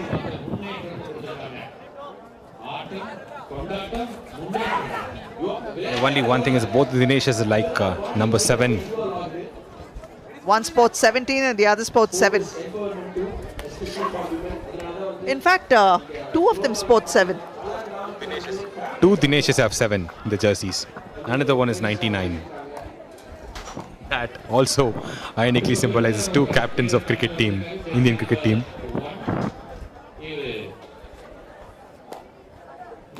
Now Raj Kumar goes in with his swift legs dancing in the mats. He's reading the legs of other players now. Maybe they're calling him to come back and strengthen their defensive move. Yes, the same happened now. Now we have Arun Kumar walking in. This is a do or die ride. He definitely has to score a point, or he'll have to go sit himself by losing a point. Arun had a massive game as well, and his performance will be very, very important. And just like we said, he picks up a touch point, looks for those gaps and escapes, making it look very, very simple. Both scores are looking even. He tries to split that defense over there, although there was only one person that he could reach out and touch, picks up that one. That was actually a great, clever move. He did not anticipate to do it, but hence the other player thought that he would be having a jump and he raised his hands up.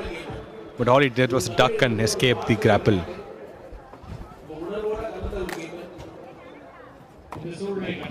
Bonus is on. Bhupati tries his luck here. Looks for a touch point, but did manage to save himself from the lobby. And this time the chain is so good, they have brought him down.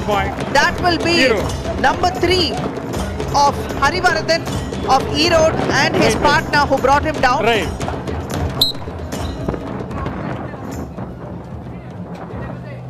He didn't know what direction he was facing. He just walked straight into the chains there. This is where spatial awareness is very, very important, Naveen.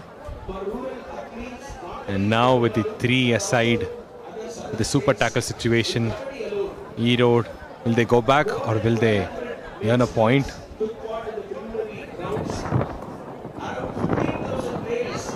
Using up the clock already doesn't seem like a great idea so far, because Virudhunagar is also a very good team. So Erode must be prudent about using time and using it wisely.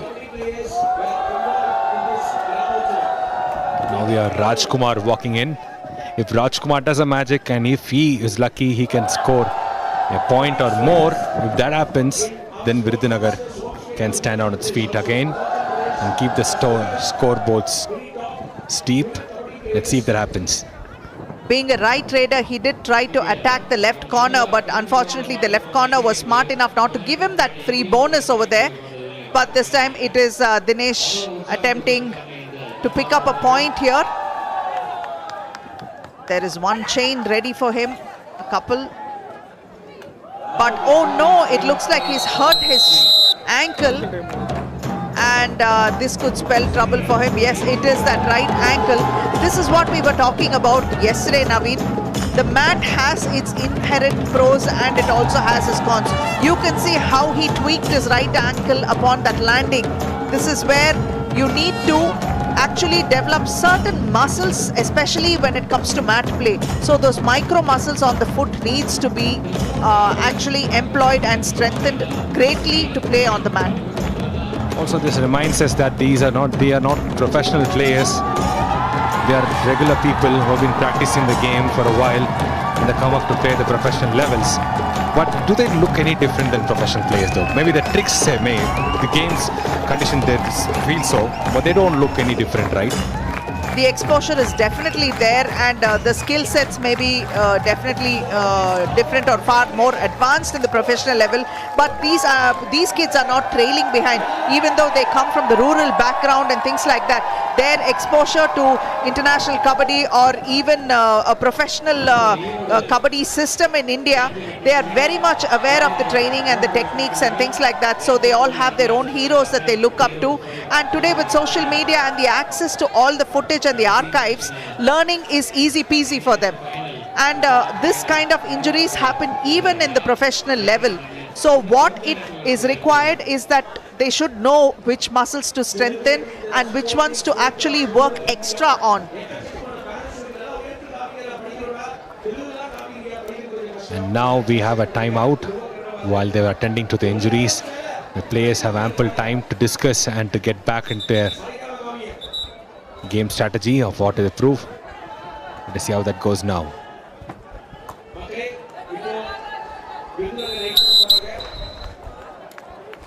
Three people on the mat for Virudhunagar going in against a full Erode unit. Bonus is on, but will Rajkumar take advantage of that? Remains to be seen. The left corner is ready and waiting. If he comes too close, he's going to try and nab him at the ankles. They look so fierce now. Did he touch the... He looks like he's happy to touch the bonus. No, he did not. Let's see what happens right now. Gear number 17 from Arun Kumar Erode go in for a do-or-die ride. He should surely score a point now.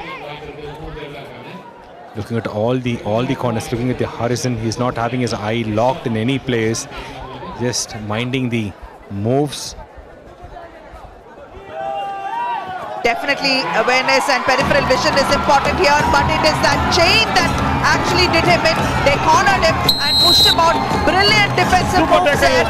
Excellent effort by Virudhunagar. They picked up that extra point because it is a tackle point obtained on a super tackle situation. So that's 1+1 coming Virudhunagar's way. But he did not give up so easily. He just pushed the one guy, but luckily at the same time they had another person to support him. Official time. Good, highly earned points to Virudhunagar. They are in 5-all. Even Steven, 5 apiece this time, and the crowd is fully into it. You can see how they're enjoying this afternoon right now, watching an exciting kabaddi final. We have fans on these stands having some cinema dialogues written on the placards. It says no more talks, only action. That's what we're witnessing here in the game since morning. An action from these not so professional. As you mentioned, these are players who might have been here from district levels, but not more than that. They're all from rural backgrounds. They are students, they are people working, they are farmers and every walks of life here in this venue, the Isha Gramotsavam's 15th edition, playing in the finals of men's kabaddi. Virudhunagar versus Erode, 5-5. Third raid, do-or-die raid. Now it's a do-or-die ride too.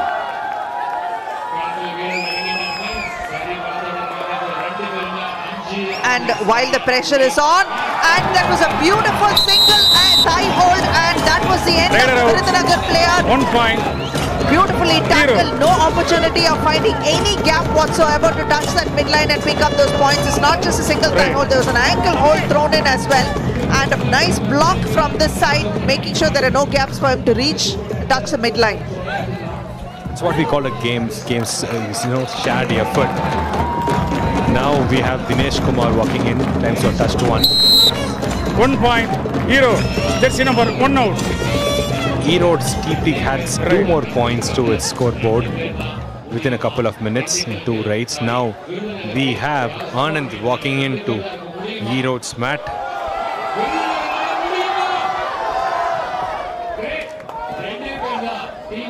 I don't think Virudhunagar will take a risk now. Yes, the same happened. A little conservative at this point in time, doesn't want to concede any points, considering there are only 2 people on the mat. They will only look at revivals rather than concede and give those extra points for all out. But Erode is going to try to capitalize on this depleted moment and see what they can do best, but unfortunately they are not able to push it. So they're going to wait for Virudhunagar to come in for a raid and see if they can pick those players off the mat and send them to the bench and push them to an all-out. Anand, though he tries to look determined, I think he is very tired. Maybe perhaps his body language says so, or he's conserving his energy not to give in for a all-out Third raid, points. do or die raid, Virudhunagar. He definitely has to score in this do or die ride.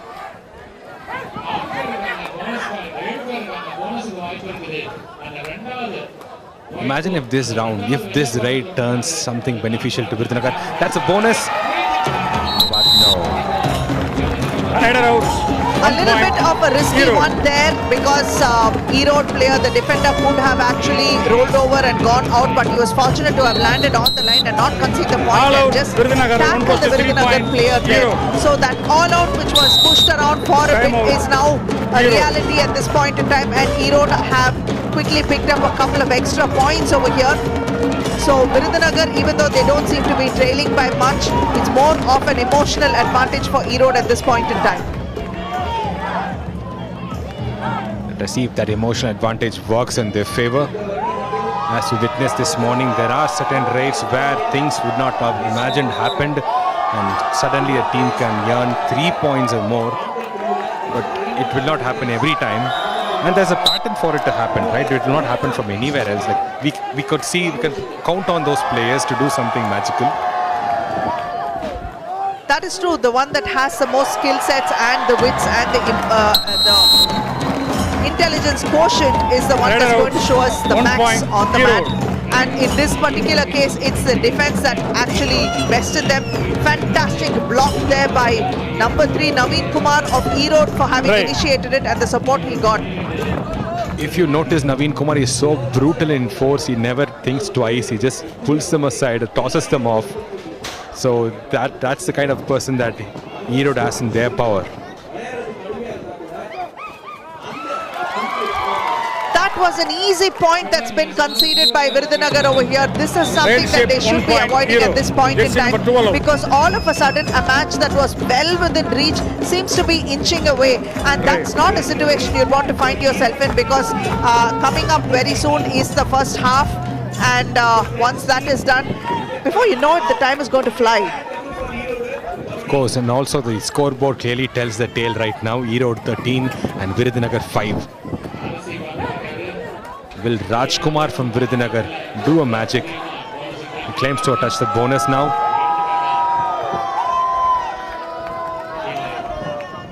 No. As I mentioned, the bonus should be only done when the leg is one leg is floating in the air, and another should be touching the line, right? One leg has to cross the line clearly, and the trailing leg must be in the air, even if it is for a split second. That's what counts for a bonus, especially when there are 6 or 7 defenders on the mat. In this case, Arun Kumar is biding his time and going to make an empty raid out of this.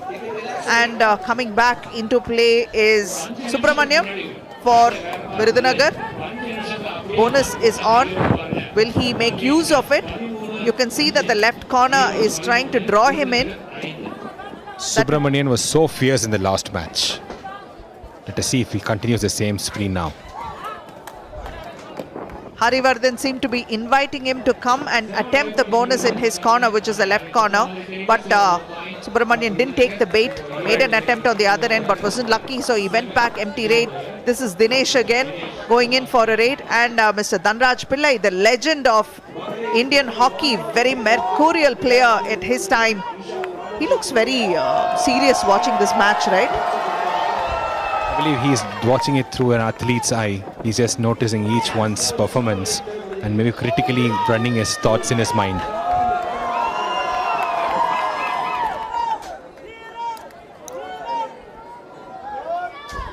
This is going to be an empty raid, and coming back again are Virudhunagar for a raid. An 8-point difference separates both these teams. You're watching the final of the 15th Isha Gramotsav for Kabaddi men. And the Virudhunagar team definitely will have to pray for miracles to happen. That was an attempted scorpion kick. He claimed to have touched one. He seems to have achieved it because he seems very confident. There was a tie 5 at the end of it and a claim as well. Here you can see not just the musicians getting into it, but also some of the chief guests and the esteemed guests over there. Third raid, do or die raid. Erode. Is the difference a 7-point deficit for Virudhunagar, and Erode goes in, tries to push through, and that block was as useless as it comes because Subramaniam should not have even attempted it because he was anticipating it and he was ready to bulldoze his way and get to safe zone. Subramaniam did not make these kind of mistakes in the last match, but right now he should be wary not to make this ever again. But Arun Kumar, he did a good thing. Let us see if that adds some more to his team's performance now. He claims to have touched the bonus now, but did he? Bonus. An interesting drone view over here. A bonus point was given, and the referees are having a little bit of a chit chat over there and making use of it. The players are collecting within themselves and trying to come up with a few game plans that could impact the game going forward. Bonus. If you ask me, I would say, I'm asking you first. What do you think about the team, the offensive strategy of both the teams? Both of them are not being aggressive. They're both watching, waiting and watching when they could get that actual moment where they can go strongly aggressive. They're both biding their own time. But it seems like Erode has a slim edge. It's also because Virudhunagar have been consistently making those mistakes and conceding points, which is what is landing Erode with the upper hand right now. Also, while that happens, the defense of Virudhunagar is not so interestingly to back up any kinds of demands they have in this game. We need to score more. Let's see if this offensive ride can gain them a little. Did he touch the bonus? We'll never know now.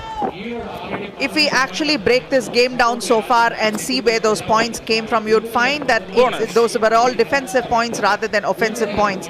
Very few offensive points have been scored. So that itself should show you how defensive this game is. And both teams are actually not willing to take those risks. There is, of course, a lot at stake. With only 4 people in their team, it can be easy for Virudhunagar to give for a defensive mode if they show some aggression. Now they did. Will that happen? They tackled and pin him down. Well done. It was actually providential that he was able to land that defensive move where he did, which was between the box line and the bonus line, and that was a thigh hold, which means he got a better part of the rider down. So, and getting the support when it was required made all the difference in picking up that point for Virudhunagar. Now we have Bhubati riding for Virudhunagar.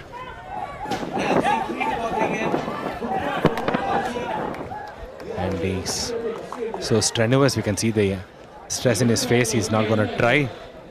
Is he pretending to be wary, or he'll go back and wait for their defensive strategy. We are almost at the half time and of this final, and both teams are seeing who could pick up that last raid over there or pick up that point. So they are being a little bit conservative, and Arun Kumar makes a lunge for it and loses his balance, but quick to get up. And unfortunately they didn't have enough defenders nearby that could take advantage of a fallen Arun Kumar.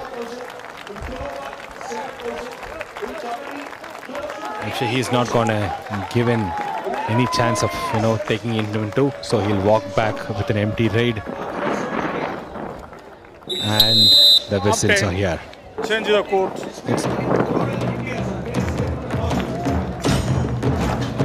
We see Erode leading the game at the half time. Let's begin revisit how the match started. With the special dignitaries here greeting the players, and toss one, and then Virudhunagar started aggressively to pretend like they're aggressive, and then each team started to add 1 point each. It was like a ding-dong match at the beginning. Somewhere down the line, their offensives of Virudhunagar slowed down. Perhaps you can say Erode was very much good in their defenses. That's when the points started according towards Erode. I've heard so much about this, but to be actually present here and to witness is even better.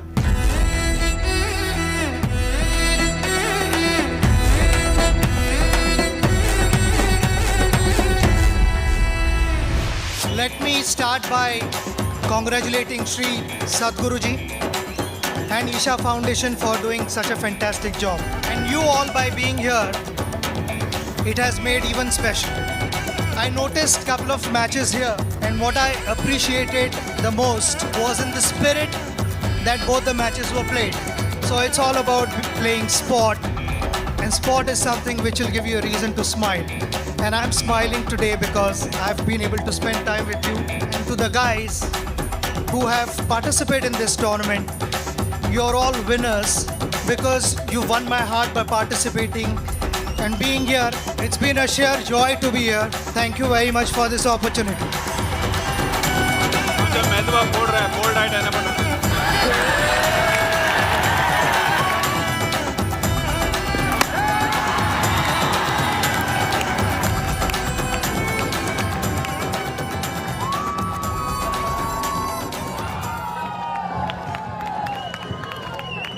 And here we are back in the second half of the game as we witness the match between Erode and Virudhunagar. Official timeout.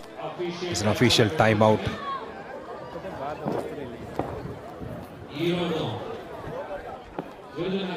The teams are discussing something with the organizers now. And the good thing is that the heat seems to have let up a bit, and so the playing conditions are getting a tad more conducive. At this point in time, there's a light breeze and the wind has picked up as well. So fanning them in a very natural manner, so the players are actually in a more comfortable climatic condition. It is Dinesh from Erode who's gone in for a ride. Let us see if Virudhunagar can add some momentum this time and gain some points up their scoreboard.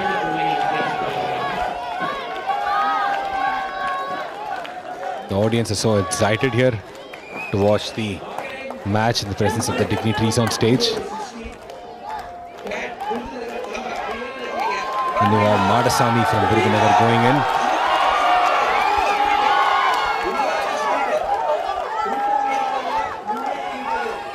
Can he score some? He's a plucky and quick player, Naveen, so I won't be surprised if he does pick up those points. But then right from the game began, this is probably his first or second raid only. So he should be given a lot more opportunities is what I feel. And here we have our Arun Kumar, who's proved his points in last half. It is tough to pin him down, but when the teams work against him, they can get control of him. He touched it. Out of bounds. Raider out. Safe, and how Arun Kumar is making this pretty much his signature move.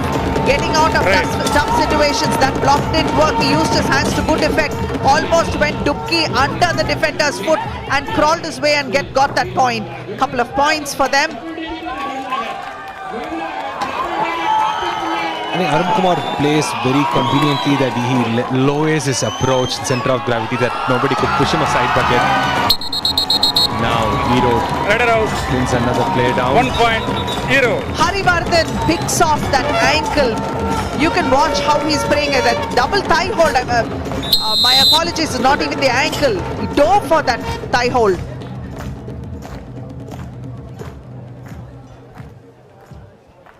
Now that looks like an injury in the Erode side. It is Naveen Kumar. He has been the brutal muscle for his team all this while. Let us see how this match goes. Luckily that doesn't seem very fatal, right? This is just, he'll be all right in a spray or two. We hope so, but it's the knee that is involved. It's not the ankle. So when it's the knee, it's always a dicey situation. We don't know whether it could be an ACL or a ligament or just a simple sprain. Let's hope he'll be all right.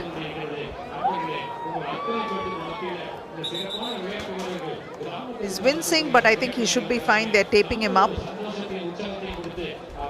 This extra time should have given Virudhunagar to get back in their ideologies and strategies and moves.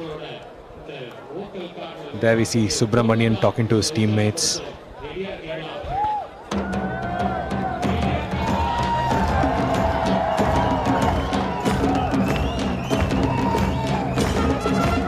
The crowd is all cheered up.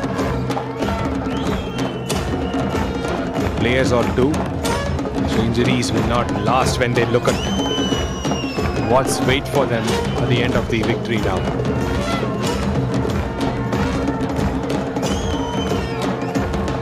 A lot of energy in the air, a lot of happiness, a lot of excitement and anticipation.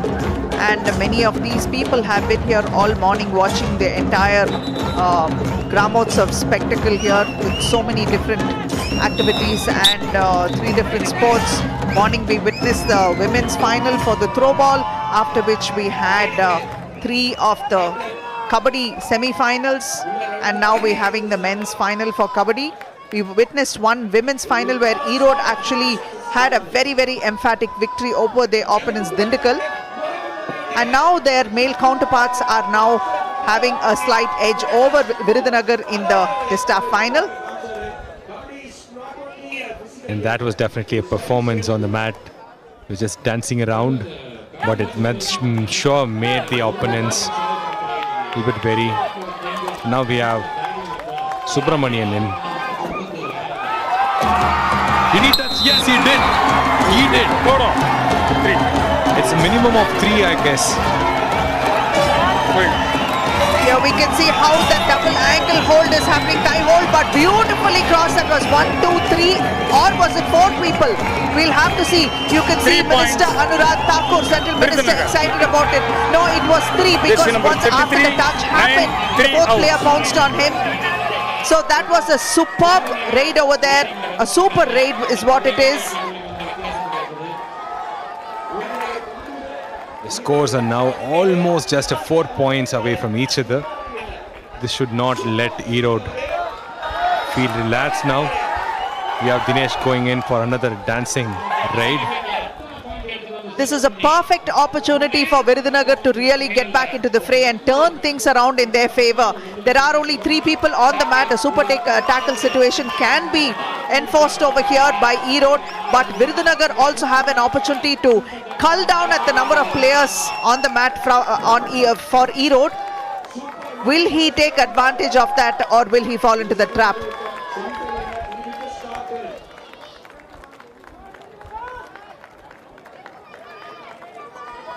Subramanian is not giving up now. He's keenly watching other players, and they're all not taking any risks now. Erode. Now Erode goes in for a do or die raid. And this Rajkumar from Erode. Not Rajkumar, sorry. It is Dinesh. 1 point. Erode, wait. He scored a point 1 now. point. Erode. Jersey number 12 out. Here you can see how that happened. The bonus was in effect over there, but then while reaching for the bonus, he reached out for an ankle hold and that touch happened. So that's 1 point for him. So Erode are up by 1, and this time it's a double thigh hold, solidly held pretty high up, almost near the waist. So there was no way the Erode player could have escaped that kind of a thigh hold. Erode is not letting them close the gap. I was saying just 4 points away from each other. Now it's 6 points away from each other. That thigh hold was a bit too harsh, maybe. The medics have run in. Might have knocked some knees over there as well in the process of tackling, but he should be fine.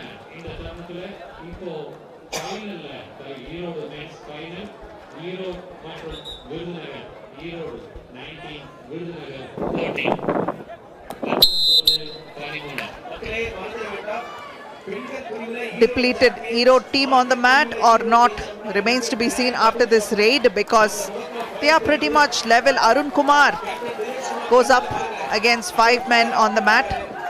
No bonus, so it's going to be touch points, but he's not going to attempt a touch point. And Arun Kumar is the kind of person who knows how to read the mat. He knows when to go low, when to rush in, when to kick. So he definitely knows to be calm right now. Okay. Yeah, Bhupati from Virudhunagar walking in.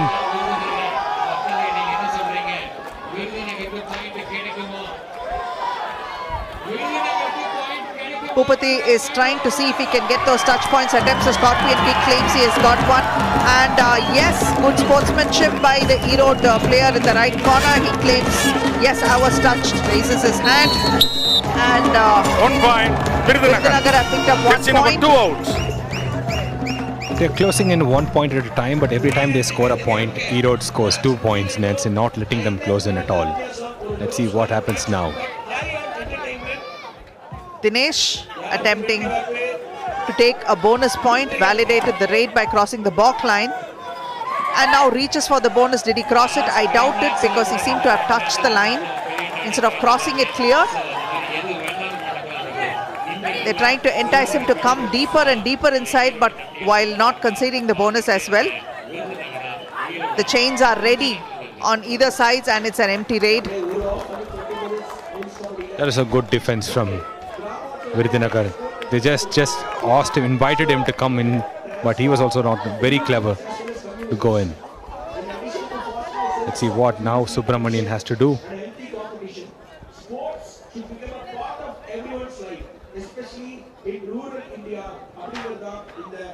He waits for it and he comes back.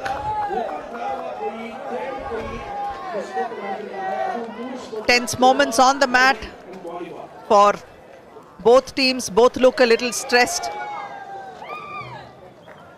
Nobody is willing to take any risks. Very, very conservative kabaddi over here, and this is a silly mistake that could have been avoided, because there was no way or enough distance between him, between the opponent and the mat midline. So you can see Arun was very much aware of what was happening. Peripheral vision was pretty keen over there. He's one of the key players who we could just identify with the way he plays the game. He sure has things to move. And another player here, Bhupati, he has not given much of a rise, but every time he comes, he's just swift around the mat. Now it's Arun Kumar again.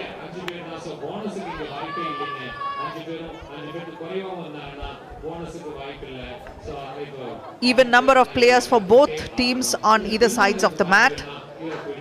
Arun Kumar has shown a good presence of mind on the mat. He's not someone who makes too many mistakes, but he's not someone who takes too many risks either. He knows when to turn the aggression on and pick up those points, and most of those points have not been easy pickings, because he has always made sure that he has shown some kind of intelligence in picking up those points. And here it is, Rajkumar again walking into the Erode's mat. He has to win a point by touch. The team is very aggressive, but not letting that happen. Will that happen now? No. It was a textbook grapple. One holds his ankle, another holds his body. That chain was way too strong actually, more than the chain, the partnership, the duo. One goes for the waist, one goes for the ankle and gets his support of the other two as well. Brilliantly executed over there. Hello.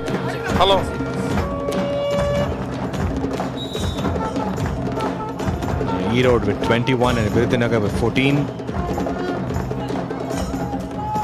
Let's see if Virudhunagar can add few more points to that and reduce the steep difference between the two teams in the scorecard. Dinesh is reading them.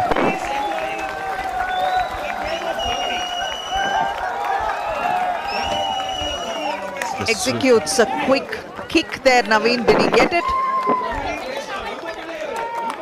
He claims to have got it, but there's no sign or no whistles from the referees yet. We have Subramanian again here. Subramanian, when he's on a roll, when he has a momentum, he's the best at. He constantly looks for toes to touch, but right now he is not risking it. That kick was no good. He really didn't pick up points, although he thought he did for a brief instant. Or that action of Thai 5 has become a habit for him.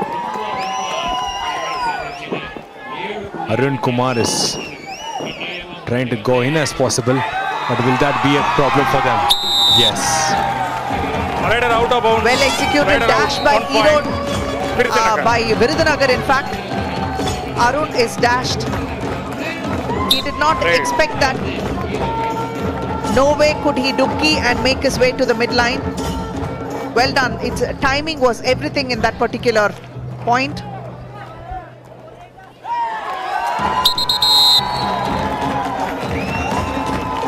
That was good.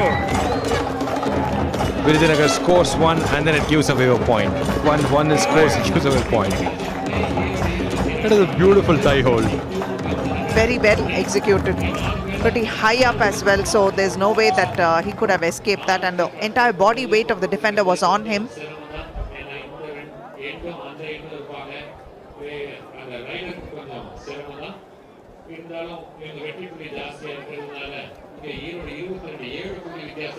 Using the time up right now. Because they are on the road to success. They have the match in control.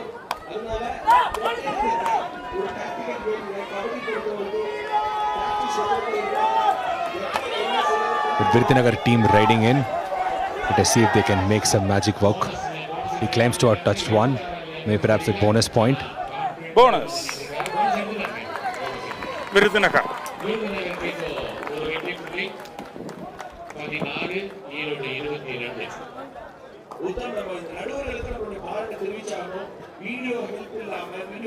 Virudhunagar with 16 points, the Erode leading with 22 points.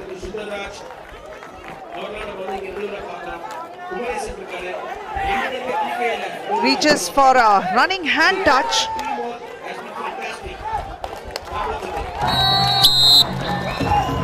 Ridership 1 point.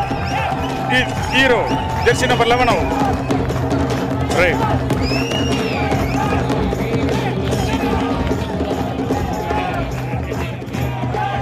And here you can see Virudhunagar, a bonus point is, there is an opportunity for a bonus, but will he take it? Desperation moves there, but he seems to have taken a touch point.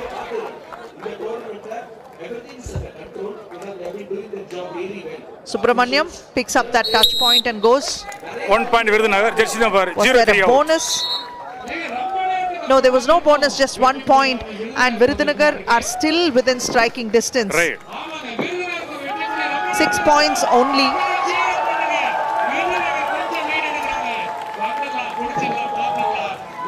The person here is Dinesh. He knows what to do on the mats.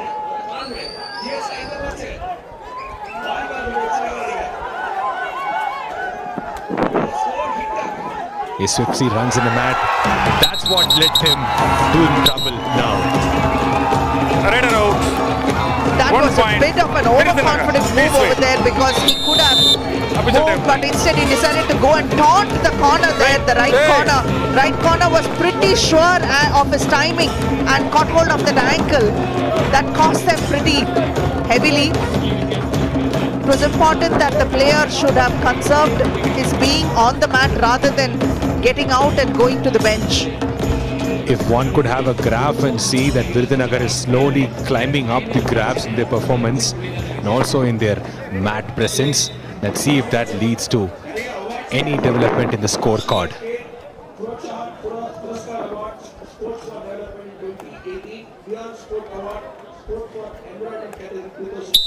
Yeah, Subramanian riding in.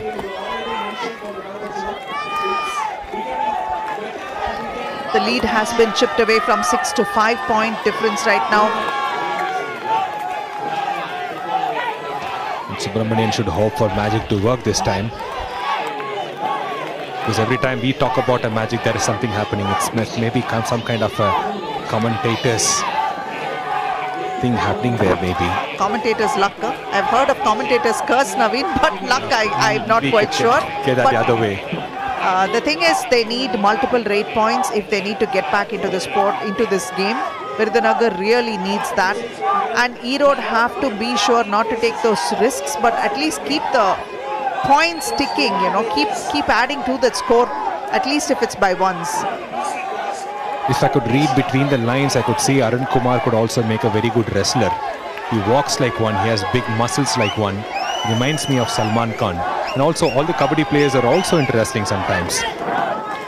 Yes, Kabaddi and wrestling, they're very, very closely linked, and a lot of top Kabaddi players also began as wrestlers and also use wrestling training to help them on the mat.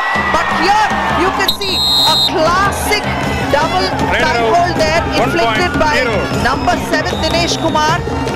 You can see how he leaps, and that double thigh hold with the support he got from his teammate made sure that there was no gaps for him to squeeze through and pick up those points.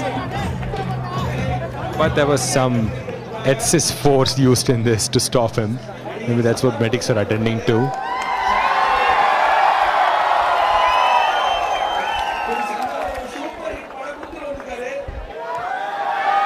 We've seen a lot of these kind of injuries ever since the game began, and that could easily give you an inkling as to how aggressive the sport is.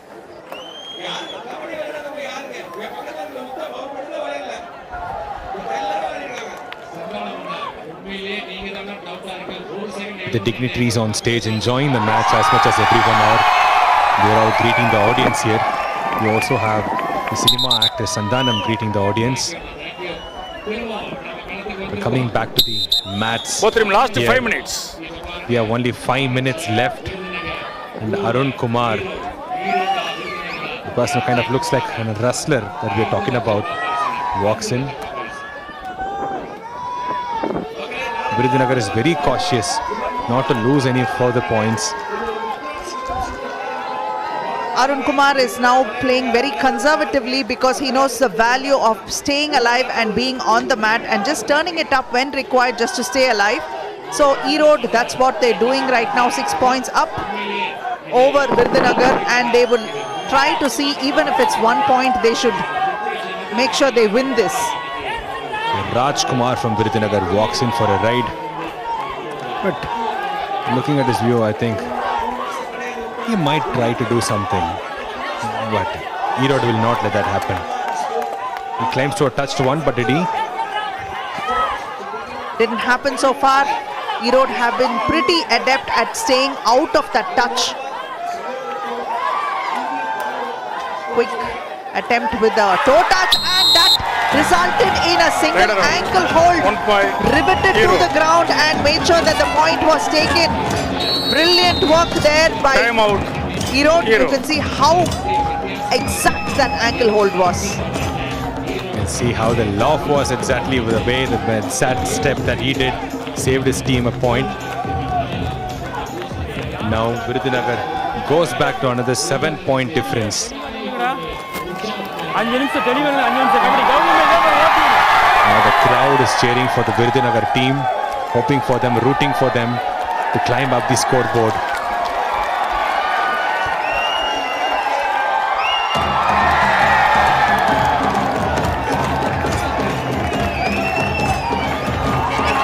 Now Sadhguru throwing tennis balls to the crowd to look who catches one. The crowds are so excited to have him here to witness the game. And he asks for the ball back.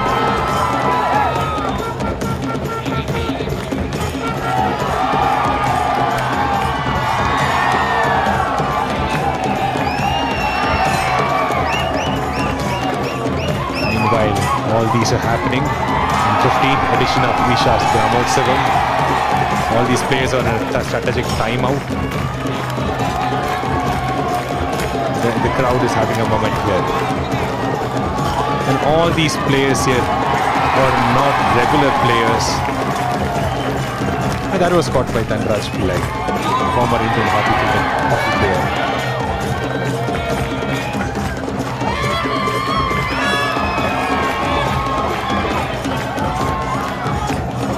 I wonder what is happening with the team right now, with the sports minister witnessing the Grand Gala event.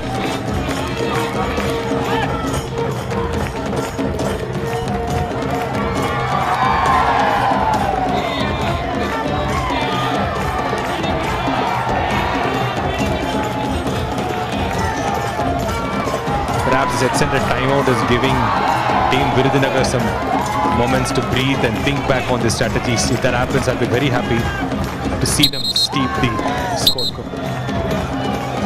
Nearly time to begin again, and I think there is a 7-point deficit that defines and separates both these teams. Erode have had the upper hand so far, and there are just 3 people on the mat for Virudhunagar, so let's see if Erode will be able to push them for an all-out, because that is something that can give them a bigger and better advantage going towards the end of this game. Third ride, do or die ride, Erode. And we have Dinesh going in for a do or die ride. He definitely has to score a point now. And there's also a super tackle situation with just 3 players there. That just happened. That super ankle hold, almost Ravinder Pehel-like ankle hold from that left corner, you can see. Hawk-like grip, literally preying on the opponent in the corner. Now the 7-point difference has come to 5, but every time this happens, Erode scores another 2 points. Let's see if that same continues, the same trend happens now. If you're wondering what exactly happened to give them 2 points, it was one for the tackle and one was for the super tackle. So they picked up that extra point there. 3 minutes of play. Super tackle happens when there are 3 or 2 defenders on the mat and the tackle is successful. There's a bonus point awarded to Virudhunagar. We can now clearly see what's happening here. Virudhunagar is slowly closing in the difference between the 2 teams here, the scores of 2 teams. Looking to make a comeback, Virudhunagar looks rejuvenated right after the break. The break has done them a bit of good right now and almost escapes it. This is why Arun Kumar is such a key player. Picked up 2 points in the process. 2 points. It's not easy to stop him because he is so powerful. He can bully his way. Oh, what a kick right on the shoulder. And that dash is not enough. One person cannot stop this guy from crossing across the midline. The angle was not even right. And he had his presence on the mat. Well, he fall, he didn't touch the midline. 1 point, Virudhunagar. Jersey number 9 out.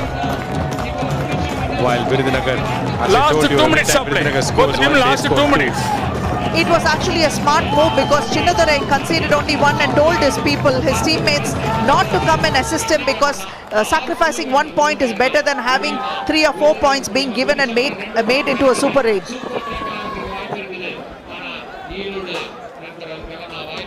Let's see if this becomes a super tackle situation and gives Virudhunagar an advantage.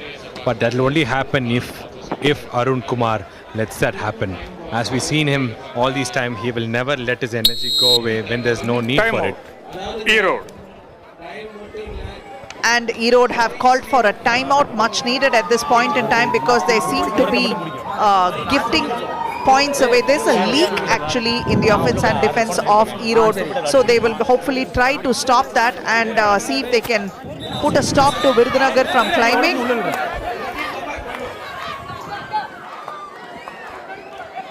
Virudhunagar with just 3 in their team sends him Bhupati for a ride. He tries a scorpion kick, hoping to touch someone. Bhupati tries to touch one, and he gained a point. 1 point, Virudhunagar. Jersey number 2 out. Time out, Virudhunagar. A quick timeout again, close to the end of the game, and Erode are looking well ahead. If there was more time on the clock, then we could say that this could be caught and a match could be made out of this, but it seems like Virudhunagar are running out of time to make that comeback.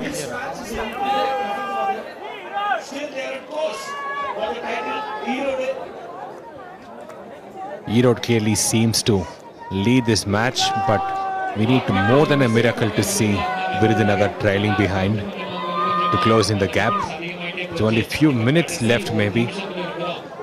You just have to keep our fingers crossed if you're rooting for a team. Anything can happen.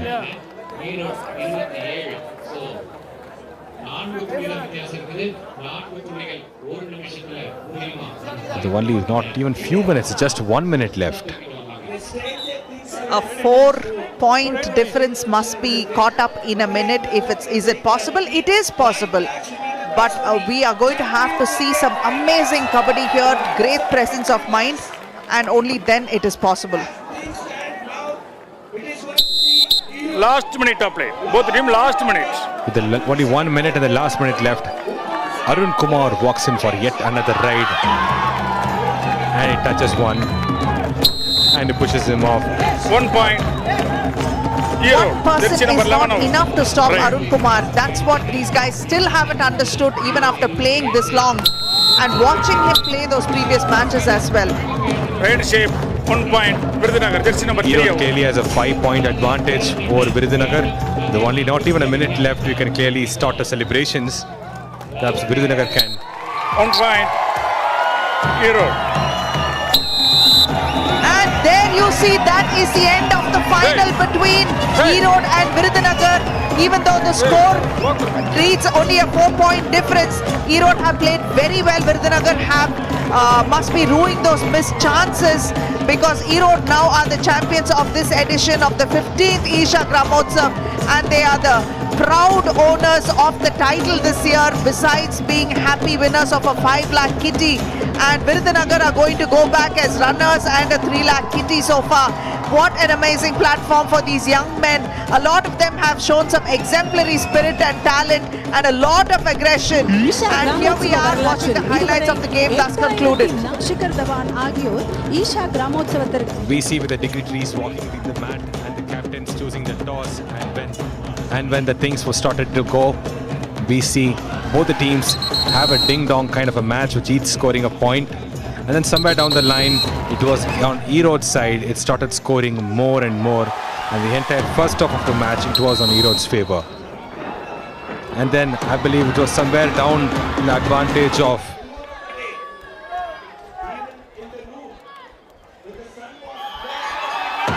and keeps going. Arun Kumar should be the key player that we should definitely note again in these highlights. And Erode has emerged as a happy winners.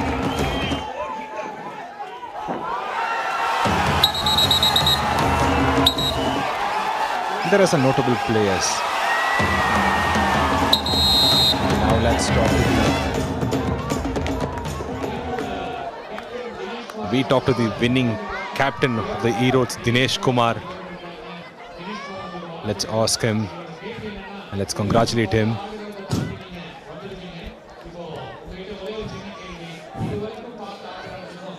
We asked him, how does he feel in the difference of all the இதுவரைக்கும் நாங்க சின்ன local match எல்லாம் விளையாண்டுருந்தோம். இப்போ இது கொஞ்சம் பெரிய match, எல்லா பசங்க ரீச் ஆகிற மாதிரி ஒரு மேட்ச் இது. நிறைய டிஃப்ரெண்ட் இருக்கு, கொஞ்சம் எல்லா இடத்துக்கும் ஒரு ஸ்டேஜ் உயர மாதிரி இருக்கு. இது ரொம்ப எங்களுக்கு ஈரோடு மாவட்டத்துக்கு கொஞ்சம் பெருமை மாதிரி இருக்கு. அப்படியே ஒரு ஸ்டேஜ் மேல்படி ஏற மாதிரி இருக்கு. Thank you so much, Dinesh. Thank you all.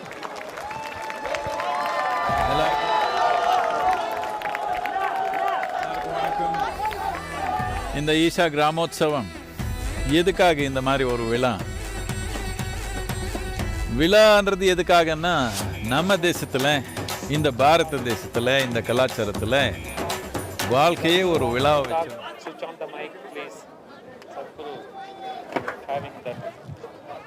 The MC's mic, please. MC's mic. Switch on the MC's mic.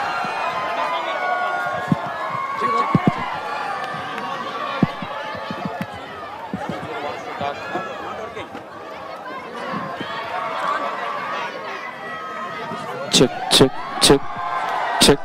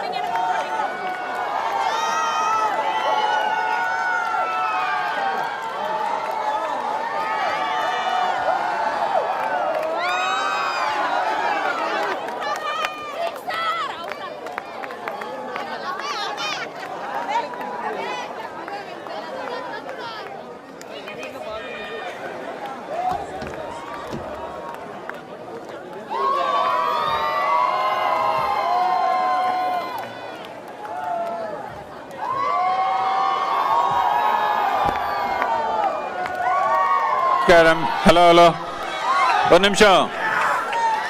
என்ன டிவியில் கிரிக்கெட் பார்க்குறப்போ என்ன அப்படி கேட்ச் விட்டுட்டா முட்டாளு என்னெல்லாம் சொன்னீங்களே, இப்போ பாருங்க ஒரு பால் பிடிக்கிறதுல எவ்வளோ இருக்குது. இல்லையா? டிவியில் கிரிக்கெட் பார்க்குறப்போ என்ன சொன்னீங்க? கேட்ச் விட்டான், அப்படி பண்ணிடணும் இப்படி பண்ணிடணும் சொன்னீங்க. பாருங்க ஒரு சின்ன பால் பிடிக்கிறது எவ்வளோ இருக்குது.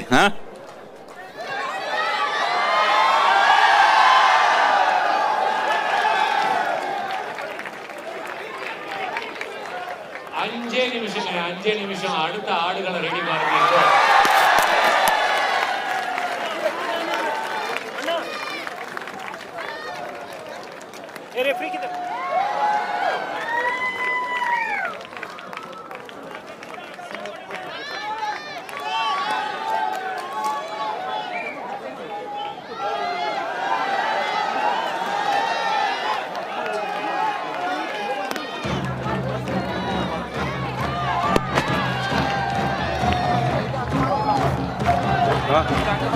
வேண்டாண்ணா, அவங்க அப்படியே பண்ண சொல்றாங்க.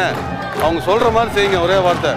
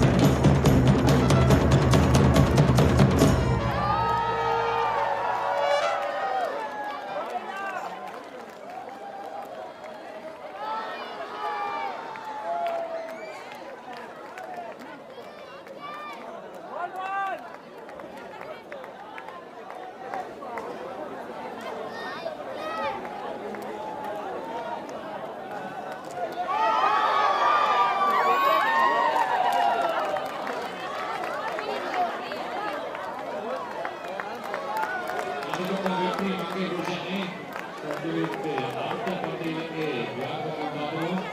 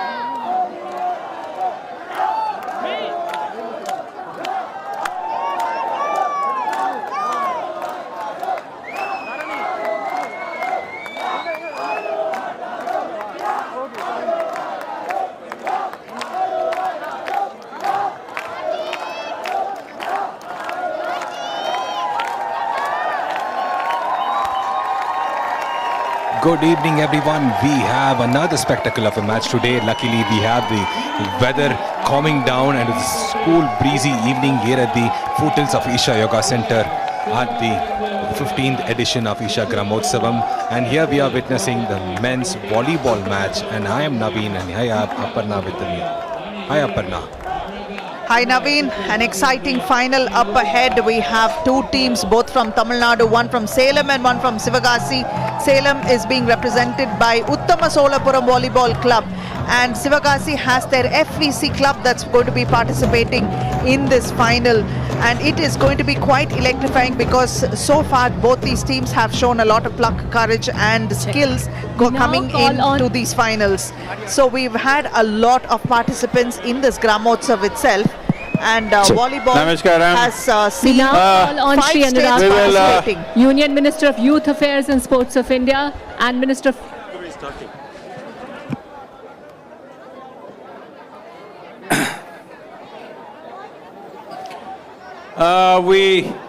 we call upon Honorable Minister of Youth Affairs and Information and Broadcasting of Bharat, Shri Anurag Thakur, to come and do the first serve for the final of the volleyball match of Gramotsavam 2023.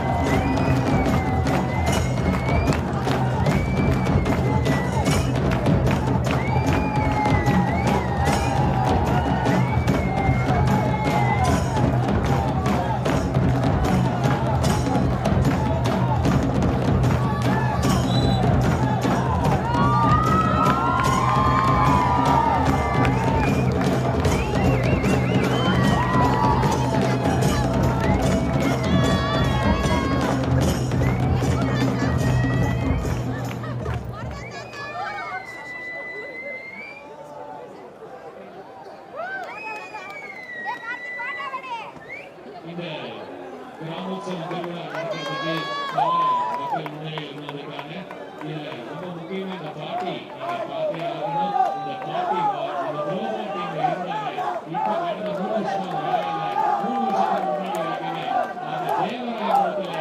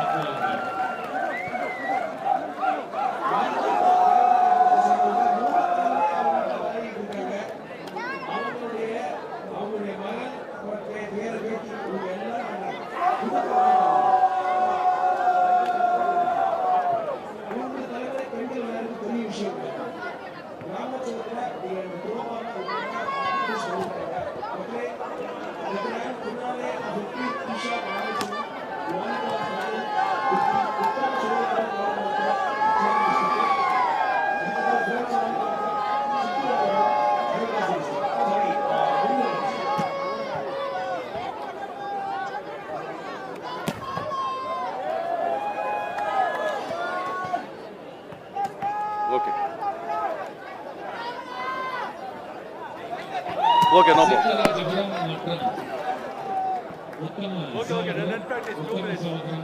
Okay.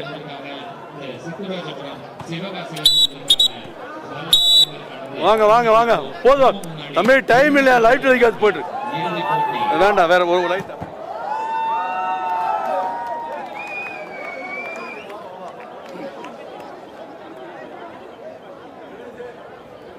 இந்த இறுதிப் போட்டியில ஜெயிக்கக்கூடிய அணிக்கு 5 லட்சம் ரூபாய் பரிசு. 5 லட்சம் ரூபாய் இந்த போட்டியில ஜெயிக்கக்கூடிய அணிக்கு. கடந்த 2 மாதம் 3 மாதங்கள் நடந்து கொண்டிருந்த இந்த விளையாட்டு போட்டி இன்று இறுதி கட்டத்திலே இப்பொழுது நம் கண்முன்னே ஒரு இறுதிப் போட்டி பரபரப்பான போட்டியாக அமைகிறது. இந்த உத்தம சகோதரம் மற்றும் சீத்துராஜபுரம் இந்த 2 குழுக்களை இடையே போட்டி யார் வெல்லப்போவது? கொஞ்சம்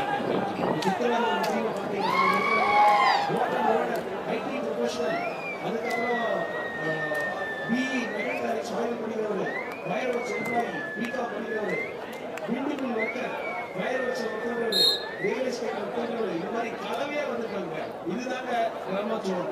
அந்த ஊர்ல இருக்கிற எல்லாரையும் திரட்டி கொண்டு வரதான் அவங்களுடைய சிவகாசி பத்தி சொன்னீங்க, நான் சேலத்தை பத்தி சொல்றேன் பாருங்க.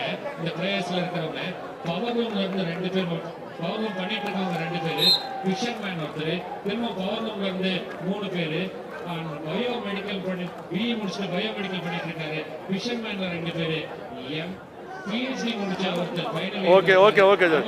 பால் ball ball ball match ball. Venkatesh போய் எப்படி நாங்கள் செட்டில்மெண்ட் ஏஜென்சி போகலாம்? மனுஷ போதா சரியா செட்டில்மெண்ட் ஏஜென்சி போகலாம்.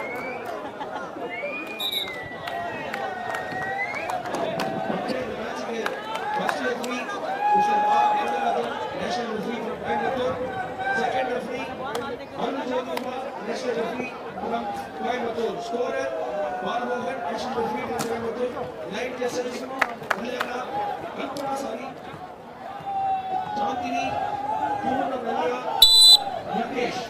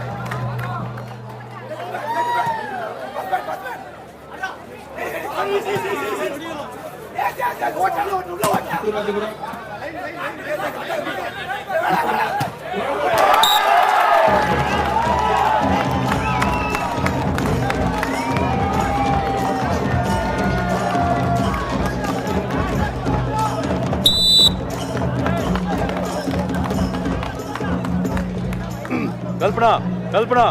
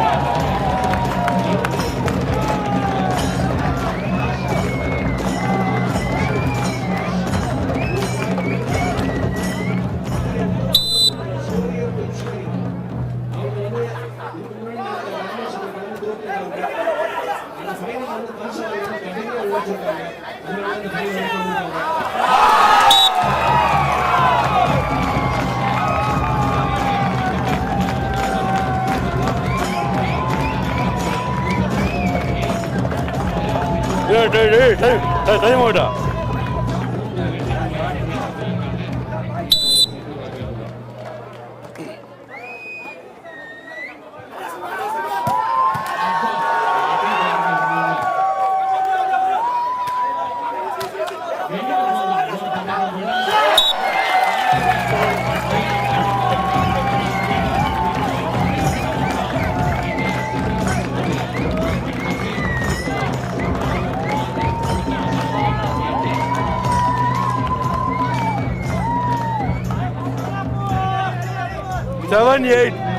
Seven eight.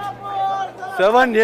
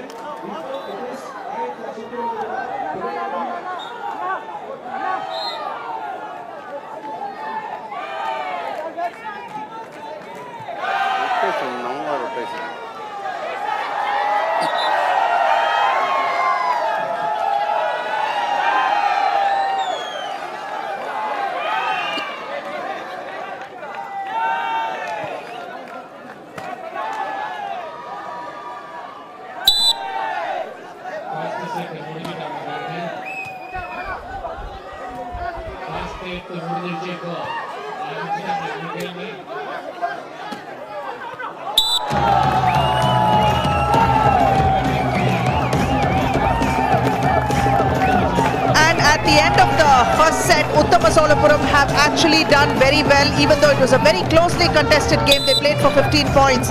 Uttamasolapuram is the one wearing the white jerseys and actually served right now.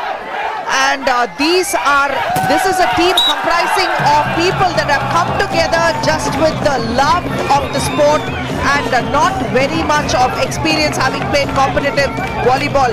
But the aim of wanting to win is what put this team together, and they are going up against FVC, which is Sittarajapuram, who have a history and a heritage of volleyball in their blood itself. So commentating with me is Naveen. And here we witnessed the two great teams playing against each other. As you said, the heritage and the tradition of volleyball at the side, and other side is just a team who wants to win this match, and they picked up volleyball as a habit. Every day they practice, and every weekend they meet and practice. And here we are, the Uttama Solapuram winning the first set, and now they're leading this set with 2 points. And we'll be seeing some great serves and points in the last set.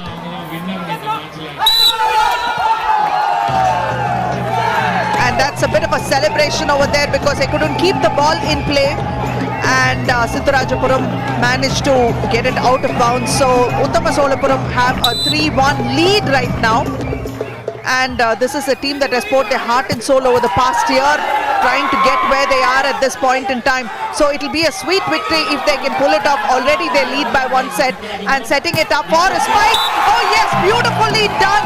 Dropped in zone 3 over there. There's no way he could have pancaked it or picked it up at all. Like we say, Uttama Solapuram is showing the dominion over this game right from the first set, and even now we can see they can find a spot where they can definitely scoop that ball in. That was out.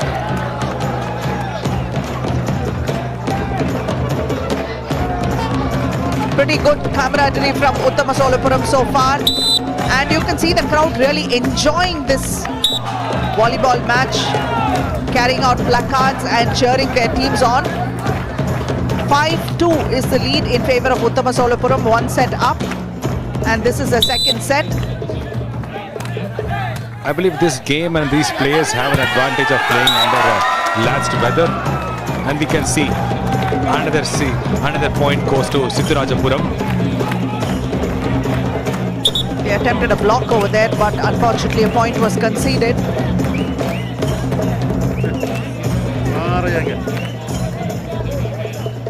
Siddharajapuram to serve. Friends Volleyball Club from Siddharajapuram, they are based in Sivakasi. That's Mr. Amala Gracewin.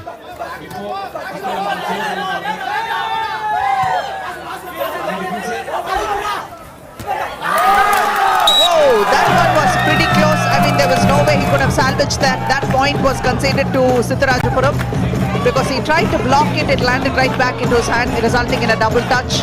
You can see he goes for a block. Couldn't dig it back out or have anyone else there. Siddharajapuram was kind of losing it in the beginning, but right now they are steeply climbing the points. Uttama Solapuram with the set lead. They also win this point. 6-4 for Siddharajapuram.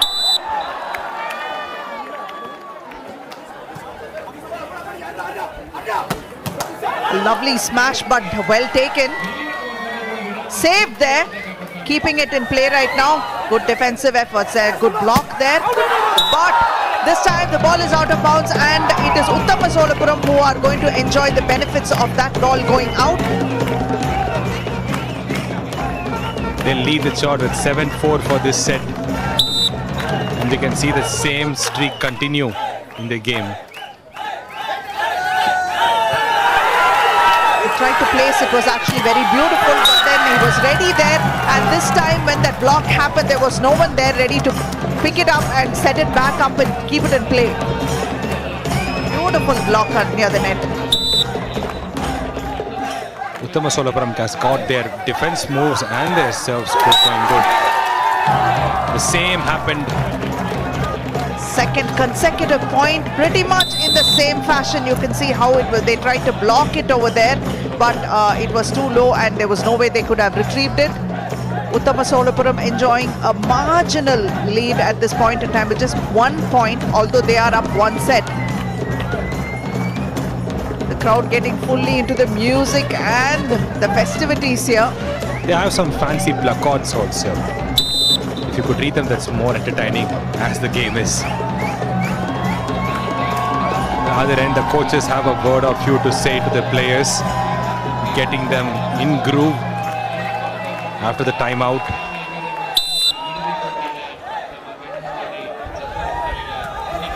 Siddharajapuram with the serve.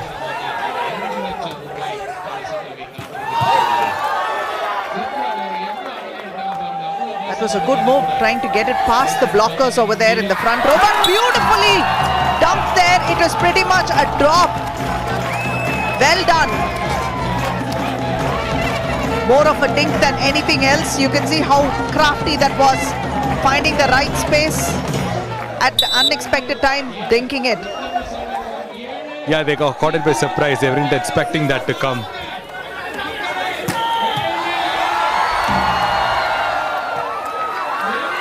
Still keeping it in play. And that's another attempt at placing it, but the ball is still in play. That's another great block. It is Uttama Solapuram who is taking this course high. No, it goes for Sitarajapuram actually gave a beautiful block over there, and the height advantage that Sitarajapuram employs and enjoys near the net is quite enviable. So, well done again. Yeah, while ago Uttama Solapuram was leading, and now it is one more point for Uttama Solapuram.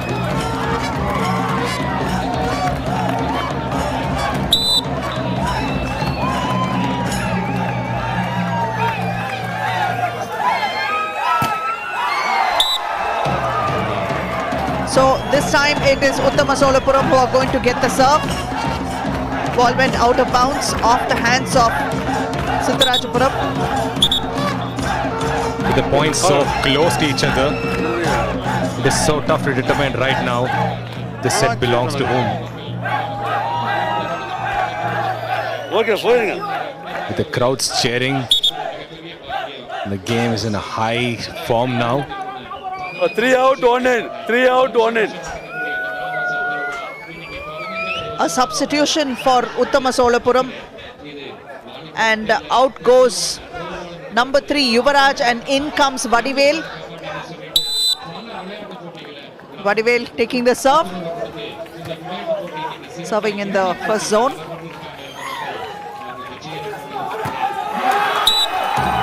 And this time it goes off the hands of Uttama Solapuram, so the ball is going to be FEC's to serve, and they picked up another point, a 2-point difference, and they have a slender lead right now. Well, the beginning of this set, the scores were very different. Uttama Solapuram was taking a lead, but right now Sitarajapuram has shown their true form. And now another score has gone to Sitarajapuram. 10-9. Uttama Solapuram to serve. And beautifully blocked. Well done there by the blocker. Aggressive. Manikandan there blocking. Now the scores are even again. We see some great blocks from both the teams right from the start of the game.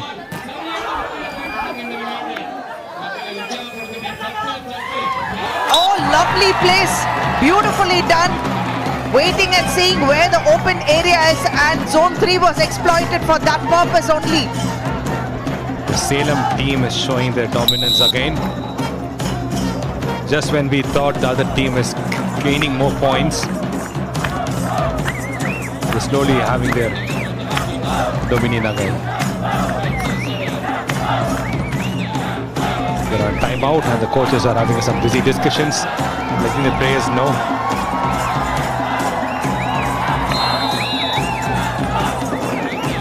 The crowds are cheering for the team. They're cheering up, up. There are more crowds seated on the other side of the arena. Beautifully dinked. What a placing. Well done. That was something that they didn't expect. They thought the rally would go on for a couple of shots before anything would be attempted. But that was a quick point there for Uttama Solapuram. Once again getting the lead, and lead by 2. Very, very poor service there, because right into the net, this is a moment that they have to, capitalize and exploit to their max, because the momentum was in their favor. Having picked up that first set, this could have been that point could have taken them closer to the second set. while they're having their discussions between them. I believe it's too late inside the game to have the discussion now.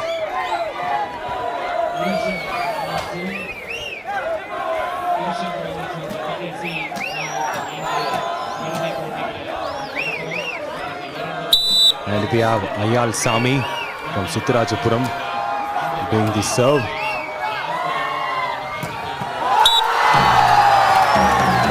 Uttama Solapuram got it on their advantage again. The audience are having a great time enjoying the ball. That's the spirit, Naveen. The lady wanted to have a piece of that ball there. Pulled it right out of the man's hand and threw it right back into play. So Uttama Solapuram with the serve. Setting up for a spike. Ball is out of bounds. Out of bounds, and Sitarajapuram finally has some breathing space while they were really leave behind by 1 point. It's too early to say who could win this set, but certain shots like this would determine. Yes. The set is being played for 15 points instead of the usual 21 points, and a difference of 2 points is essential for the team to pick off the set. So beautifully done. This is a match point. They're just 1 point away from taking the championship, and this is brilliant because Uttama Solapuram came with an agenda and they are just one serve close to picking it up. Yeah, another timeout before the match point happens. Uttama Solapuram just have to remind them, so if you were their team, what would the pep talk you'd be giving them? Just one ball, this can change your life. What would you say? Just hold your nerve and play this one ball. Forget that it's a match point. Just concentrate and visualize on getting it right. That's all that is required. No added pressure over there. True, very true. Sometimes excitement is also a kind of pressure. The most drama will happen when the match point is on prime time.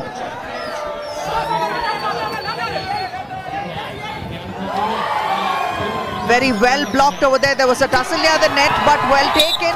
Ball is out of bounds, and Sitarajapuram have picked up that point. So now, again, it is going to go to the wire for this set, and that match point has for the moment been staved off for another occasion.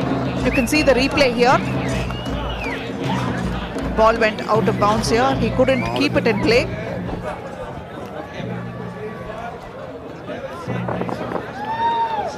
Now there's another strategy. Timeout. They're discussing their plans now. Hey coach, 2 timeouts over. And they've exhausted both their timeouts. This is a moment that they need to hold their nerves and keep their calm and execute as they planned.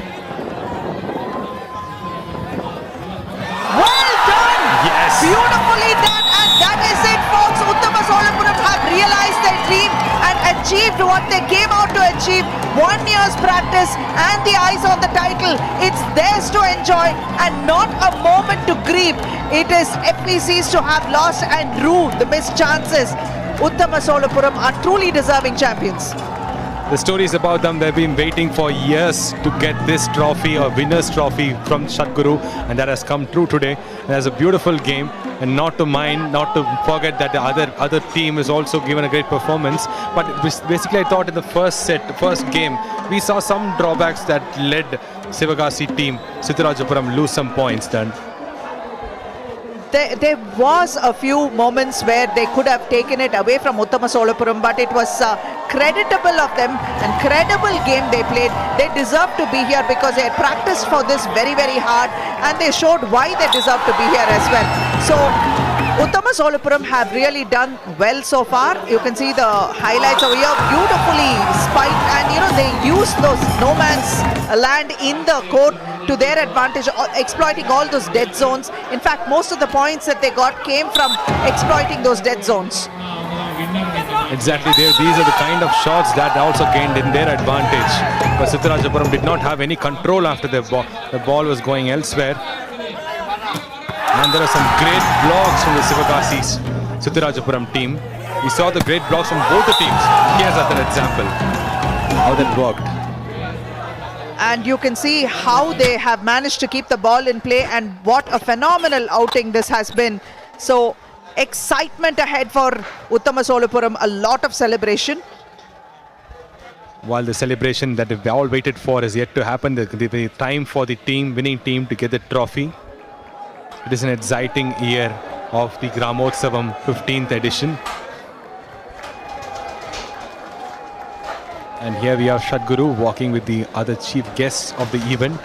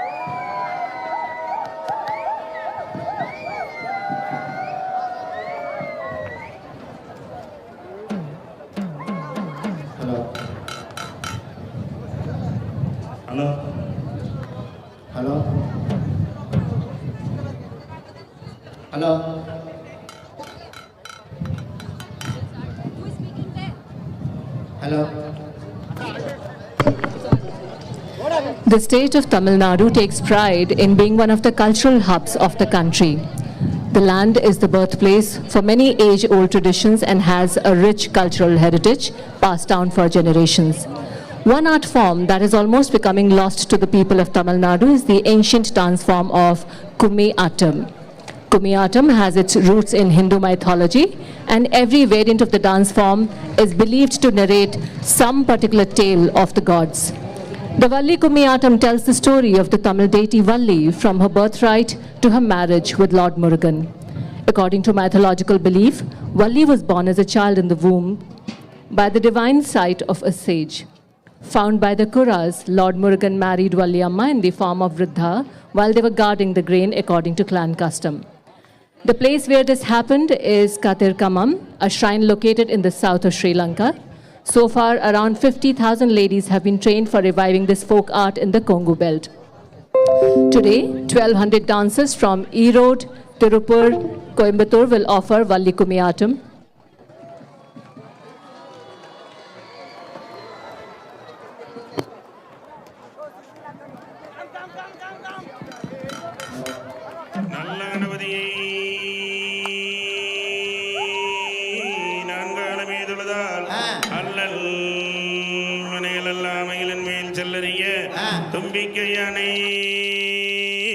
தொழுதால் வினிதீரும் நம்பிக்கை கொண்டு நமக்கோர் விநாயகரே. தத்தோம் தாதோம் தை தத்தோம் தை. குருவே வணக்கம். செய்தர் மந்தியுதித்த விநாயகரே எங்கள் மௌக்க நாரோட தன் மகனே. செய்யார் தன்னானே நானே நானே நன்னா தன்னம் தானே நானே நானே நன்னா. செய்யார் நல்ல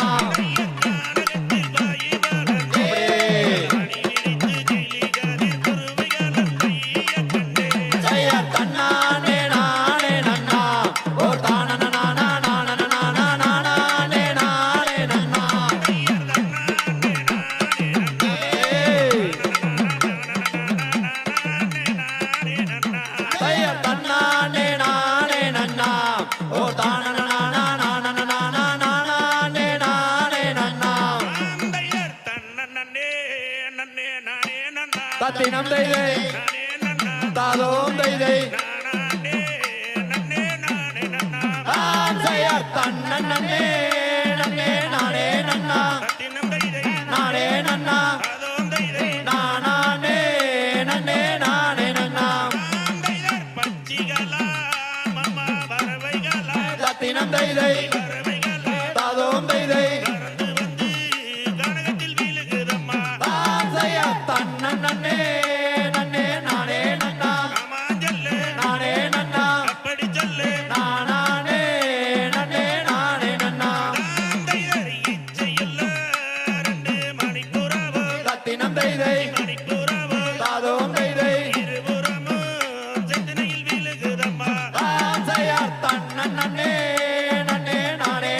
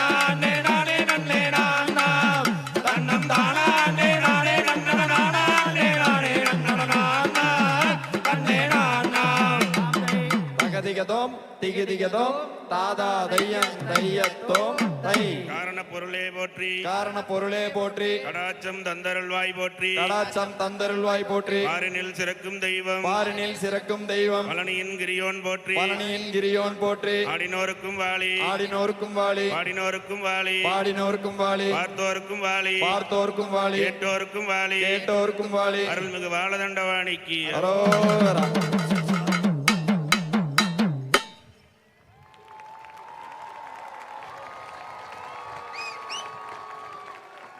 அப்படியே line.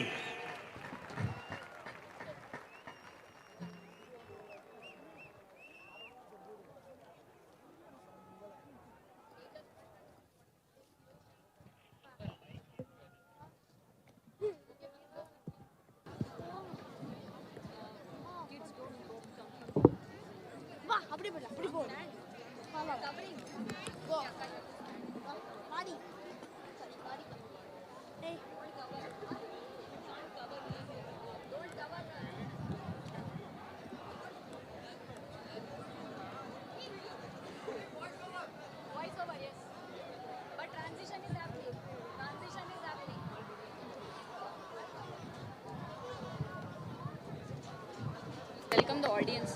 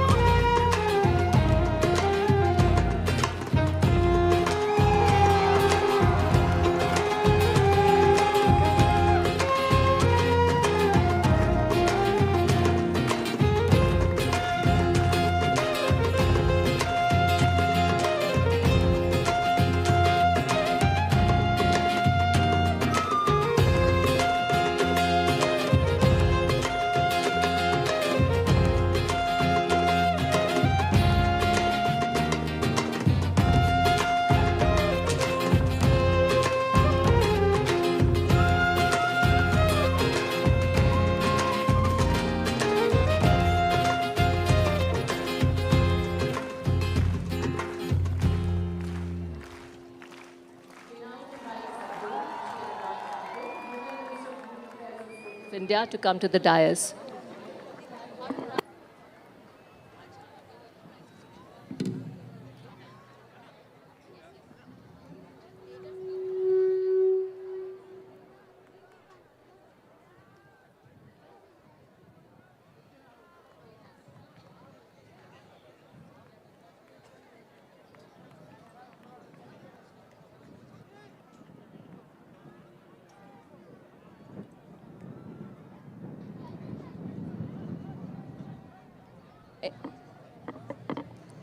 We now invite former captain Indian national hockey team Shri Dhanraj Pillai for giving away the prizes for Paralympics volleyball teams and men's volleyball team. Shri Dhanraj Pillai.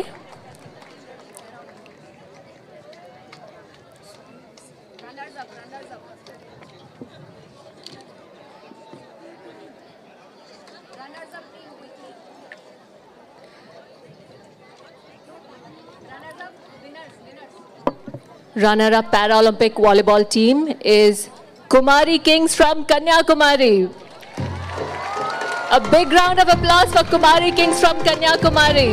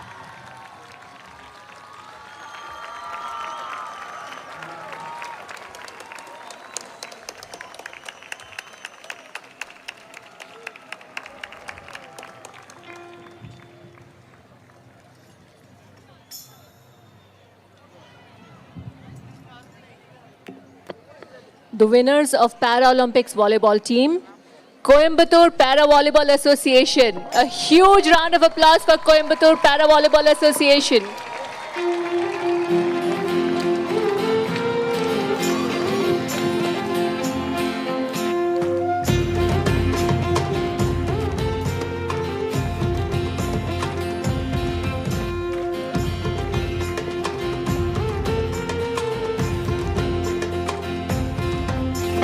Shri Dhanraj Pillai to offer the winning prize to Coimbatore Para Volleyball Association team.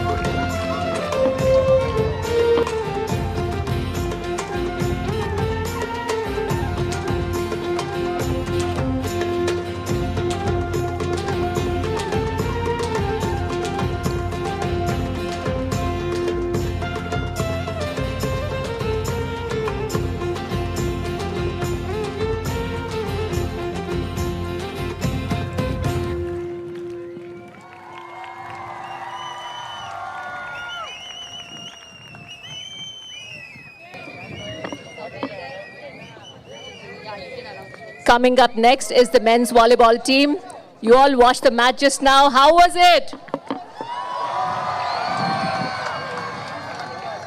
Runner-up team of men's volleyball, FEC Siturajapuram. A big round of applause for FEC Siturajapuram team.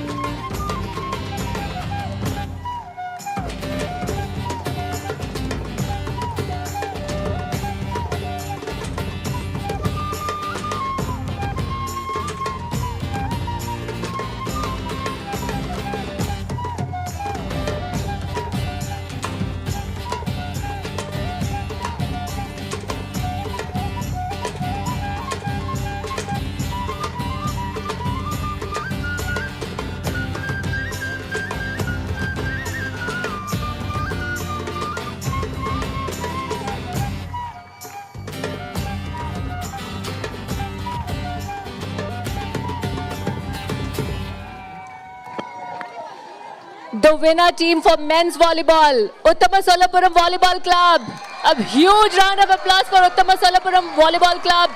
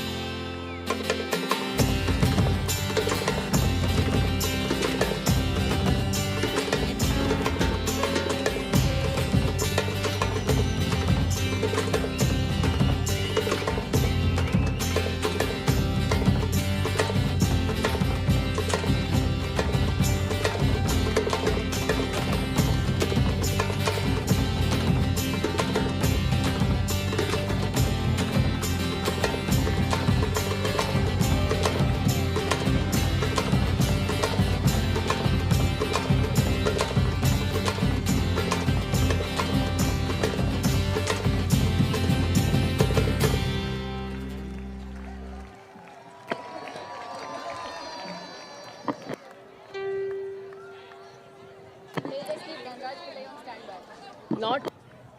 No. We request Shri Dhanraj Pillai. We request Shri Dhanraj Pillai to come onto the dais and address the gathering. Former captain Indian national hockey team Shri Dhanraj Pillai to come to the dais and address the gathering.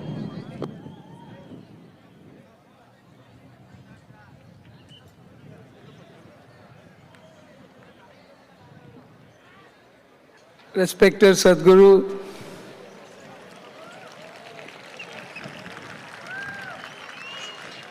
Honorable Minister for Sports, Anurag Thakur ji, எல்லாருக்குமே வணக்கம்.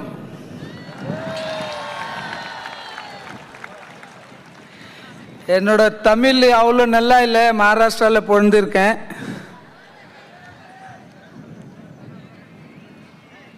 But சத்குருவோட பாசம், affection 1995லேருந்து நான் இங்கே வந்துட்டு இருக்கேன்.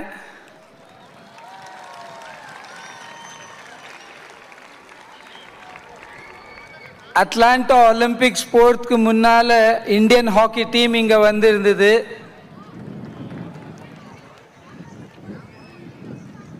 ஒரு 25 days we stayed here and we learned a lot of things from Sadhguru, which helped us in 1996 Atlanta Olympics.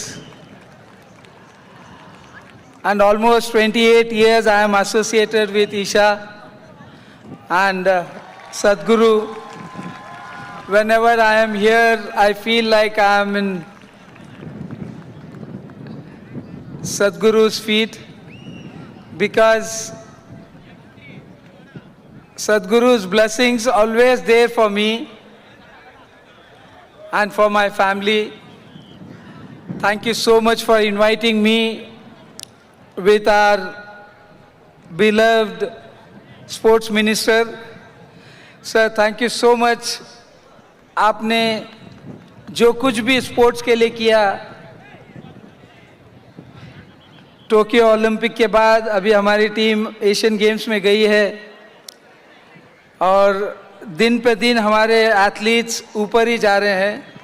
So thank you so much and I wish all the Asian Games contingent who are going to play Asian Games come with a high spirit and bring more and more medals for the nation. Jai Hind, Jai India. Thank you so much, Sri Dhanraj Pillai. It has been an absolute pleasure and inspiration to have you amongst us for Isha Gramotsavam. We now invite actor and film producer Thiru Santhanam for giving away the prizes for women's throwball and women's kabaddi team. Thiru Santhanam.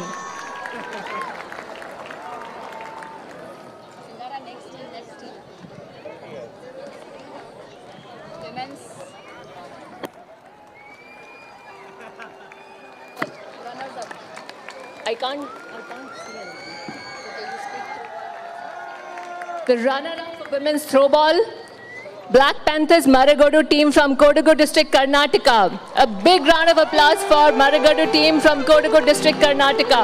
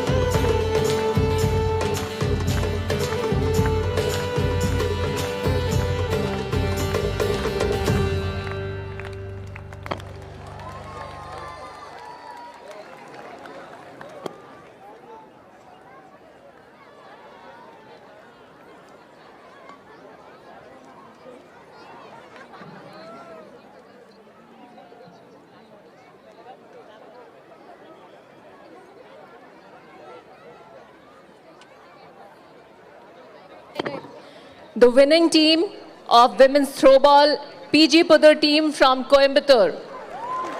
A big round of applause for PG Pudur team from Coimbatore.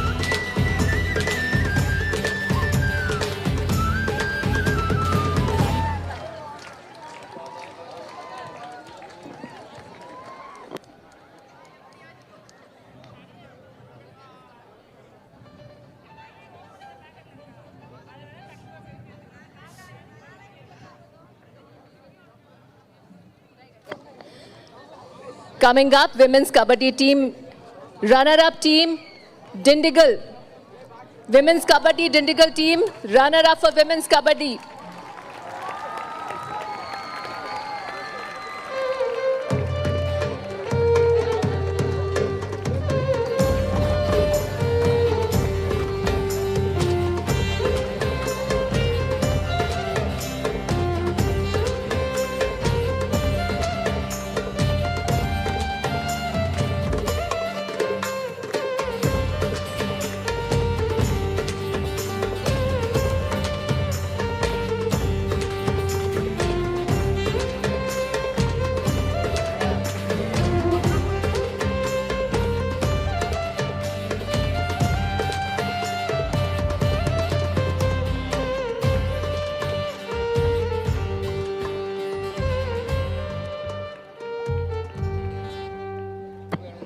The winners of Women's Kabaddi, Erode team. A big round of applause for the Erode team from Women's Kabaddi.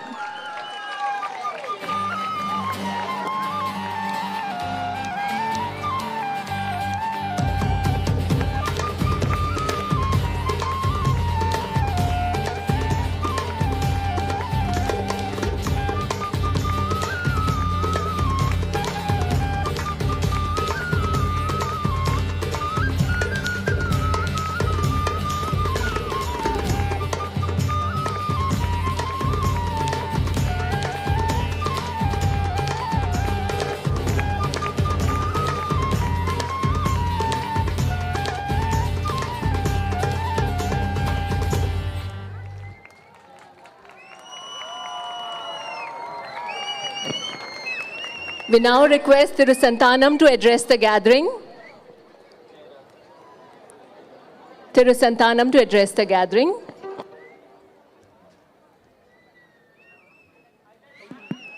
எல்லாருக்கும் வணக்கம். ரொம்ப சந்தோஷமாக இருக்குது. 15 வருஷம் இந்த கிராம உற்சவம் இதில் கலந்துக்கிட்டது. ஸோ சத்குரு அவர்களுக்கு முதல்ல என்னுடைய நமஸ்காரம் அண்ட் பணிவான வணக்கம். அப்புறம் ஹானரபிள் மினிஸ்டர், ஸ்போர்ட்ஸ் மினிஸ்டர் அவருக்கும் என்னுடைய மனமார்ந்த வாழ்த்துக்கள். ஸோ ரொம்ப சந்தோஷமாக இருக்குது. நான் படிப்பு சரியாக படிக்க மாட்டேன், நான் கொஞ்சம் படிப்பில் மக்கு தான். அப்போது எங்கள் ஸ்கூலில் வந்து இந்த கம்பைன் ஸ்டடி மாதிரி ஒன்று பிளான் பண்ணாங்க. ஒரு நல்லா படிக்கிற ஒரு பையன் ஒரு பொண்ணு அந்த மாதிரி கம்பைன் ஸ்டடியில் படிக்க வச்சு எப்படியாவது படிக்க வைக்கணும்னு எங்கள் ஸ்கூல் டீச்சர் ட்ரை பண்ணாங்க. என் கூட ஃபஸ்ட் ரேங்க் எடுக்கிற ஒரு பொண்ணை கம்பைன் ஸ்டடி படிக்க வச்சாங்க. எக்ஸாம் முடியும் போது தெரிஞ்ச அந்த பொண்ணு என் கூட சேர்ந்து ஃபெயில் ஆகிட்டா. ஸோ நல்லா படிக்கிற பொண்ணையும் நான் மக்காக்கிட்டேன். பட் ஆனால் அதுக்கு எனக்கு வந்து இந்த பேச்சு போட்டி, கொஞ்சம் நாடகம் இதெல்லாம் இன்ட்ரெஸ்டிங் உண்டு. அதை என்னுடைய மிஸ் ஒருத்தவங்க கண்டுபிடிச்சி அவங்க தான் என்னை வந்து இந்த மாதிரி சினிமாவுக்கு வரத்துக்கு ஒரு தூண்டுகோலாக இருந்தாங்க. ஸோ அதுபோல் இன்றைக்கி படிக்கிறவங்க படிக்காதவங்க இந்த மாதிரி கொஞ்சம் சுமாராக படிக்கிறவங்க இருந்தாலும் அவங்களுக்குள்ள ஒரு எக்ஸ்ட்ரா கரிக்குலர் ஆக்டிவிட்டீஸ் இருக்கும். டான்ஸு, ஸ்போர்ட்ஸு இந்த மாதிரி இருக்கும். அதை இன்றைக்கி கண்டுபிடிச்சி சத்குரு வந்து அதுவும் கிராமப்புறத்தில் இருக்க இளைஞர்கள் அப்புறம் பெண்கள் எல்லாரையும் ஊக்குவிக்கும் வகையில் 15 வருஷமாக நடத்திட்டு இருக்காங்க. ஸோ உங்களுள்ளேருந்து நிறைய பேர் நாளைக்கு சச்சின் தெண்டுல்கர், தோனி, ஸோ இந்த மாதிரி ஸ்போர்ட்ஸில் எல்லோரும் வரக்கூடிய இது. அதே மாதிரி கலைத்துறையில் ஒரு ரஜினிகாந்தா, ஒரு தீபிகா படுகோனா வரக்கூடிய டான்ஸ் இந்த மாதிரிலாம் நடக்கிறதுக்கு வாய்ப்புகள் இருக்குது. ஸோ இது எல்லா பெருமையும் புகழும் வந்து சத்குரு தான் போய் சேரும். அதுவும் இல்லாமல் இன்றைக்கி இளைஞர்கள் வந்துட்டு போதைப் பொருள் அப்புறம் ட்ரிங்க்ஸ் அப்படிலாம் சொல்லி நிறைய விஷயங்கள் இப்போ நம்ம நியூஸில் பார்க்குறோம். ஸோ அவங்களுக்கெல்லாம் ஒரு மிகப்பெரிய ஒரு எனர்ஜி இந்த ஸ்போர்ட்ஸ் தான். அதை கரெக்டாக கையில் எடுத்து சத்குரு நமக்கு கொடுத்துருக்காங்க. அவர் இருக்கும்போது நாமெல்லாம் பிறந்து இந்த பிறவியில் இருக்கோன்றதே மிகப்பெரிய பாக்கியம். அதுவும் இப்படி ஒரு குரு கிடைக்கிறதுக்கு நாமெல்லாம் என்ன புண்ணியம் செஞ்சோன்னு தெரியல. ஸோ அதனால் நான் அந்த சிவனாக இங்கே உட்காந்துருக்க என்னுடைய குருவுக்கு நன்றி தெரிவித்து விடைபெறுகிறேன். நன்றி, வணக்கம்.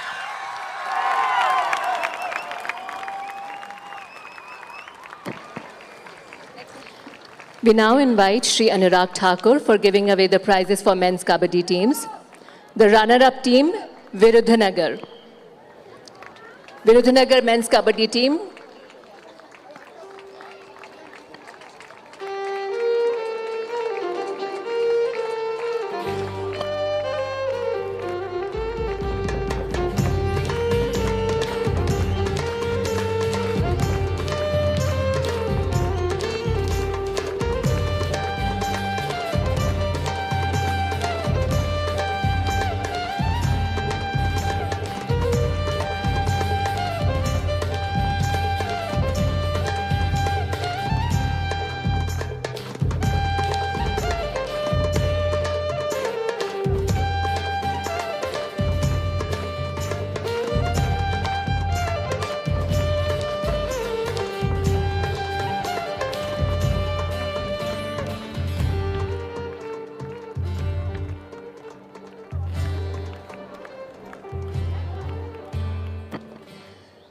The winner of men's kabaddi team, Erode men's kabaddi team.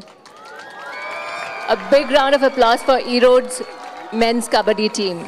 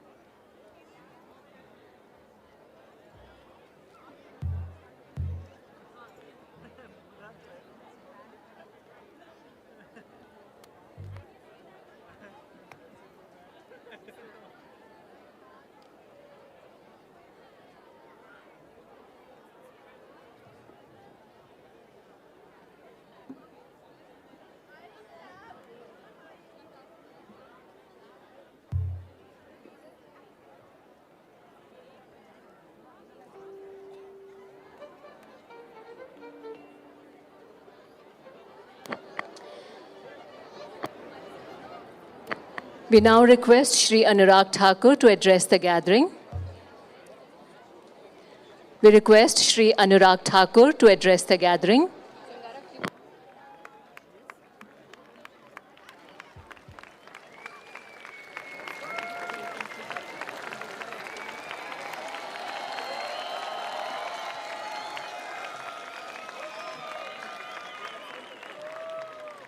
Vanakkam.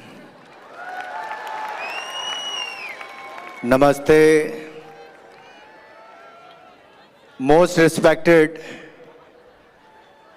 Shri Sadhguru Ji, former hockey captain Shri Dhanraj Pillai Ji, great actor and a good human being K. Santana Ji, members of the Isha Foundation,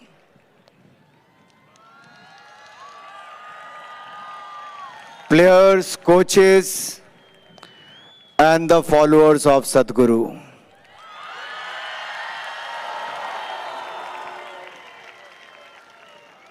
I could see this side we have more followers of Sadhguru.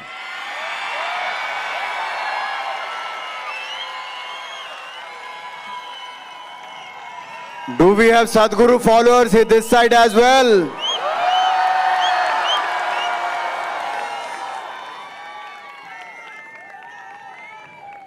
Do you like Gramotsav?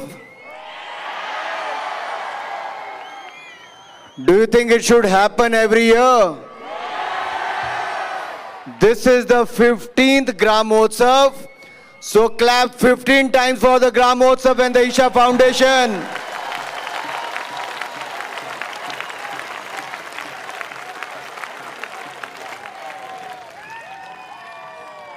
Sadhguru, it's an honor and pleasure to be here amongst this big audience at the Isha Gramotsav 2023. Let me say this is a wonderful initiative taken by Shri Sadhguru, which celebrates rural sports and culture like none other. We have seen some very close games of kabaddi and volleyball, and post that, we have seen 1,200 dancers participating in one cultural event at one place. So how to promote the soft power of sports culture? one can learn from Sadhguru. Sadhguru has a zest for life. The world knows him as one of the coolest and most spirited gurus. Let me see that spirit in you. Do you think Sadhguru is the coolest guru? Do you think he's the most spirited guru? Now listen carefully. This is because he loves sports and brings the best out of everybody. And be it sports field or social gathering, he can create the environment like this.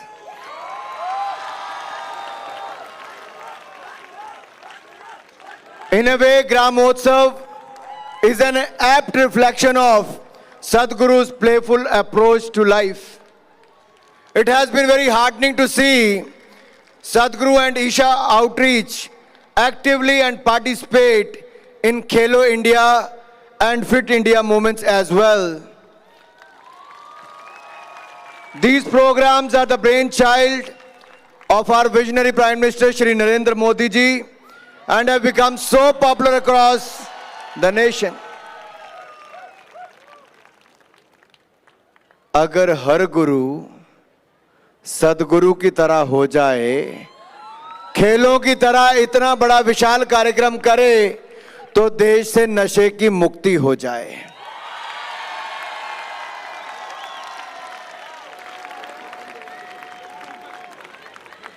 And Fit India initiative is towards that direction. Khelo India initiative is that direction. And both the programs have become synonymous with sports and fitness in the country. And it is very beneficial that someone like Sadhguru also actively promotes them. I was told that Gramotsav was started way back in 2004 and aimed at bringing health, prosperity and well-being to the rural masses. And I could see the sports person who was sitting here, some of them work as laborers, some work as in the fields as agriculturists, some works as weavers, some as fishermen. But when they come to the field, you could see the competitive spirit in them. I'm glad to know that the event has become an effective tool for social transformation that helps the villagers move away from addictions, break caste barriers within the community, empowers women, and revives the resilient rural spirit. Such events are very crucial, and I'm glad that Isha Foundation organizes them at the rural level. If you look at the majority of the companies, they always look at the urban, where they can get a lot of advertisement, a value for money. But these kind of events rekindle the rural spirit and involve the entire community in sports, yoga and rural festivals. These events also lead to better social relationships, improve the physical fitness, discipline and focus amongst other things. I'm so glad that Isha Gramotsav not only consists of sporting events, but also has folk music and dance festival, food festivals, and indigenous games. Let me say here, Sadhguruji, Government of India is also promoting the traditional sports in our Khelo India Youth Games, Khelo India University Games, and also in the national games. We have included 5 traditional games like Yogasana, Kalarapattu, Thangta, Gatka, and these kind of games, and Malkham as well. And these are becoming so popular. And in the coming years, you will see the games like Kabaddi will also won't be limited to the national or the Asian Games. They will also one day will become part of the Olympic Games.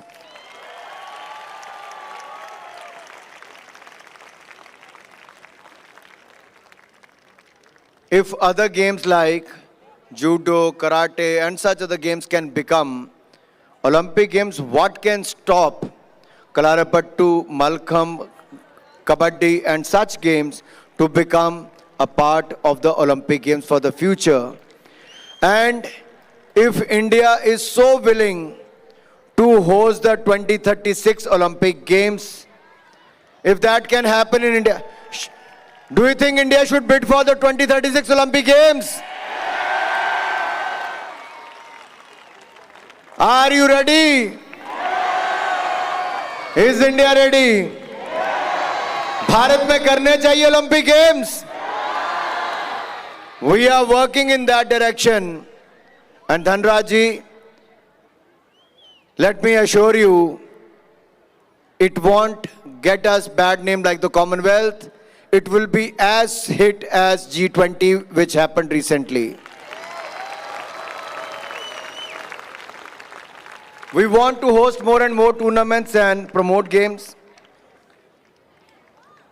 Sadhguruji, Prime Minister Modi also started when he was the Chief Minister in Gujarat, Khel Mahakumbh, where thousands and thousands of players started participating in the villages, at the district headquarters, block level, in various games, and it created the environment for sports. I was so pleased to know that it is not about the nearby villages, but the Isha Gramotsav was spread across 5 states. More than 25,000 villages participated. More than 60,000 players have participated. So let us put our hands together for all the players.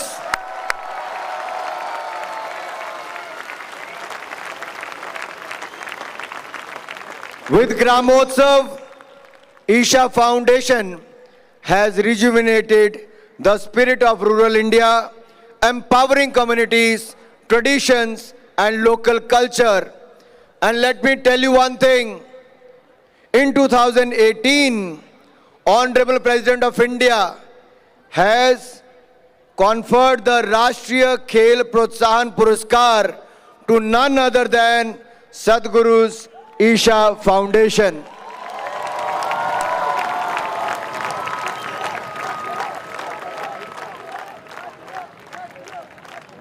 What a beautiful environment, isn't it? अच्छा लग रहा है? ठंडी हवा भी चल रही है. So what are you gonna do when you go back home? Do you gonna pick one sport? Would you like to play one sport? Any sport you like to play? You could see the way Sadhguru was throwing the ball in every nook and corner of that field. I could see how people are trying to grab the ball. But whenever you have to catch, you need soft hands to catch the ball. So जो थोड़े तेजी से पकड़ता है तो ball दूसरे के हाथ में चले जाती है. So I think Sadhguru was training you. I won't take more time. We want to listen to Sadhguru, but before I leave, I would like to emphasize on a couple of things what we have taken as an initiative at the Government of India level. We have started a couple of programs where Target Olympic Podium Scheme TOPS is helping the players, where the boarding, lodging, training, all expenses are taken care by the Government of India, and the elite athletes. And elite athletes above that get 6 lakh rupees out of pocket allowance per year. So no expenses on them, they get 6 lakh rupees additional. And the development athlete get 3 lakh rupees, and rest of the expenses are taken care by the Government of India. Apart than these Khelo India accredited academies, 3,000 players are selected and they play in them. For them, Government of India spends 6,20,000 rupees on each athlete. Now what we are trying to do is, we have already opened 23 National Center of Excellence, 69 side training centers, and we are going to open 1,000 Khelo India centers. 1,000 Khelo India centers.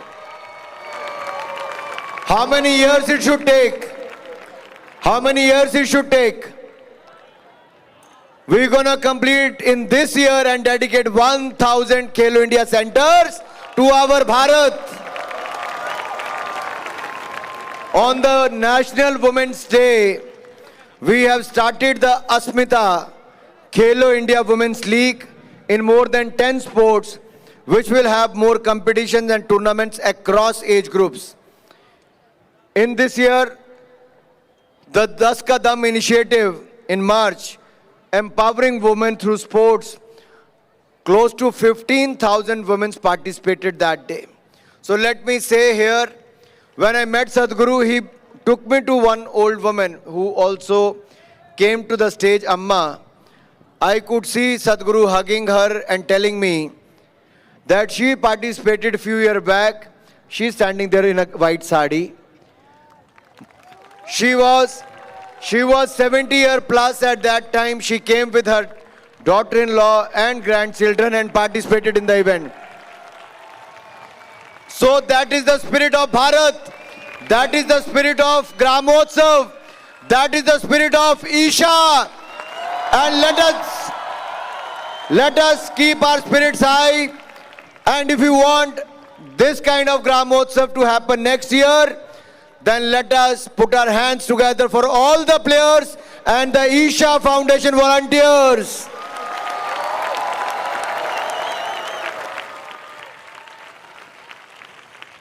Now, today was the opening ceremony of Asian Games in China.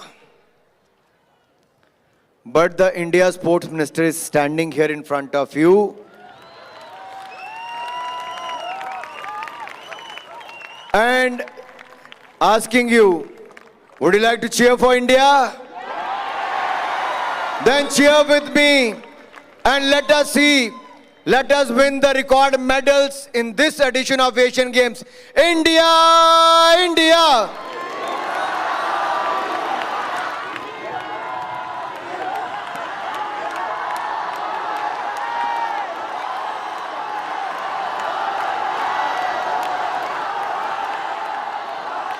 You know, Sadhguru, if you listen carefully, they are saying Bharat, Bharat.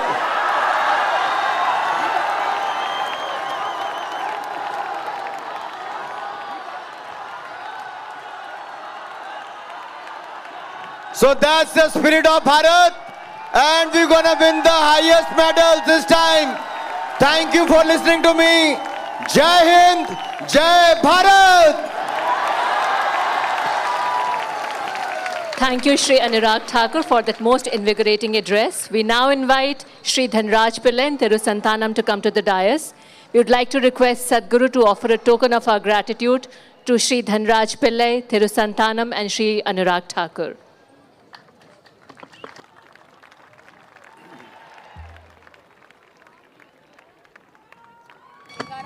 We thank our esteemed guests for being part of Isha Gramotsavam.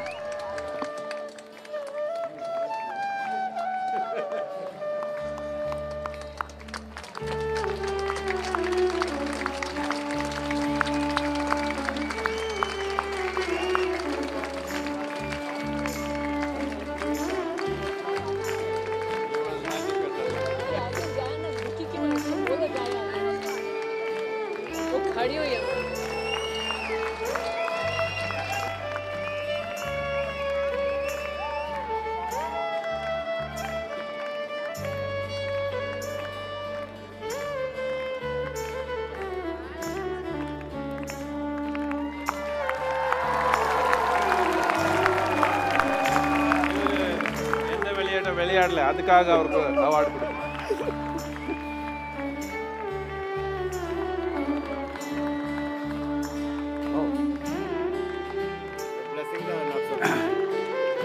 For those of you, can you hear me?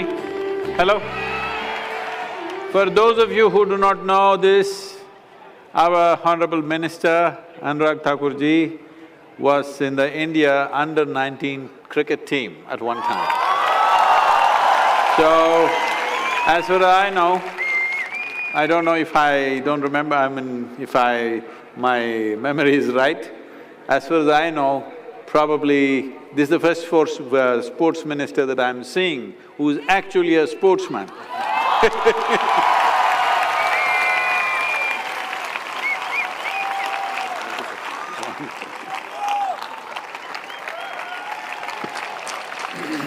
We now invite our beloved Sadhguru to address the gathering.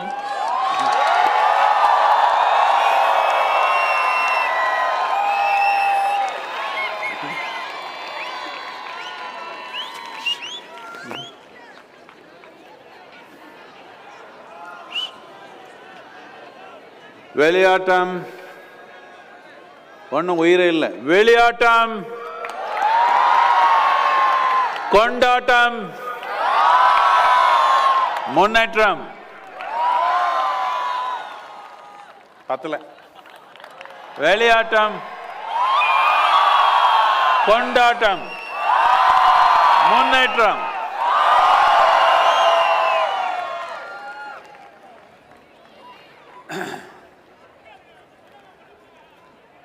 யாருக்கு? Oh, they want me to speak in English, I'm sorry. One who does not know how to be playful will not know how to live.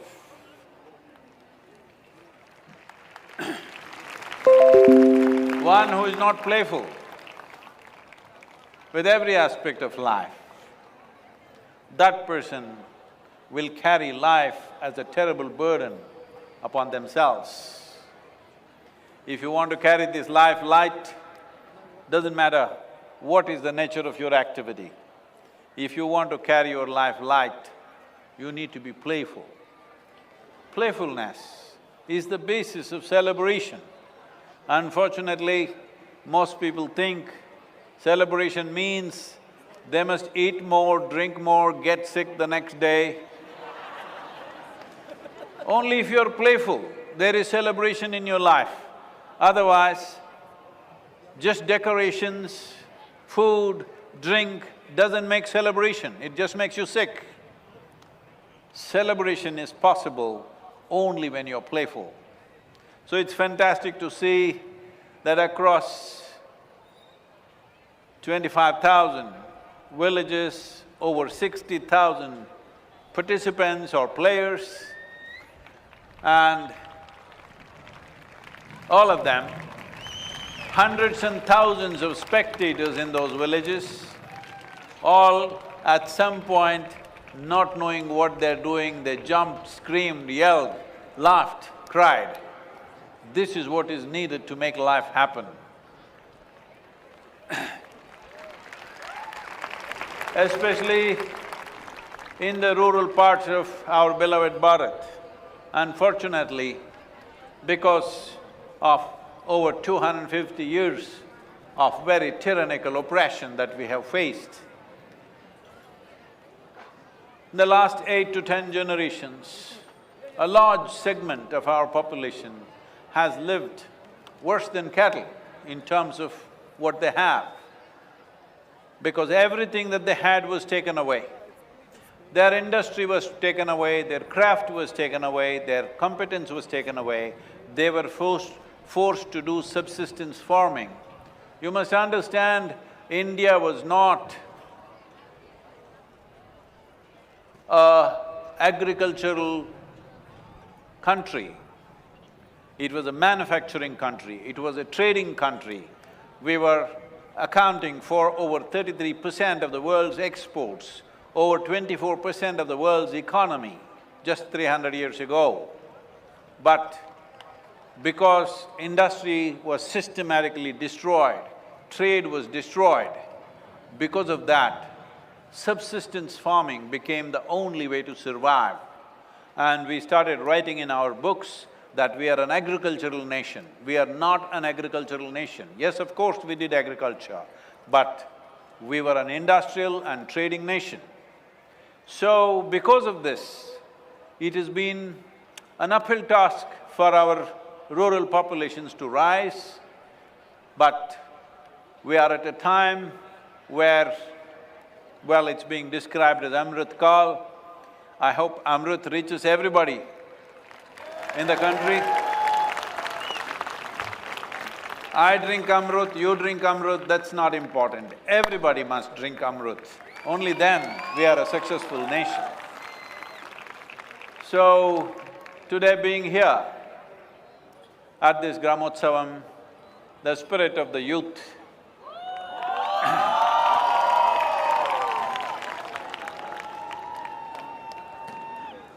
oh, that's a youthful cry.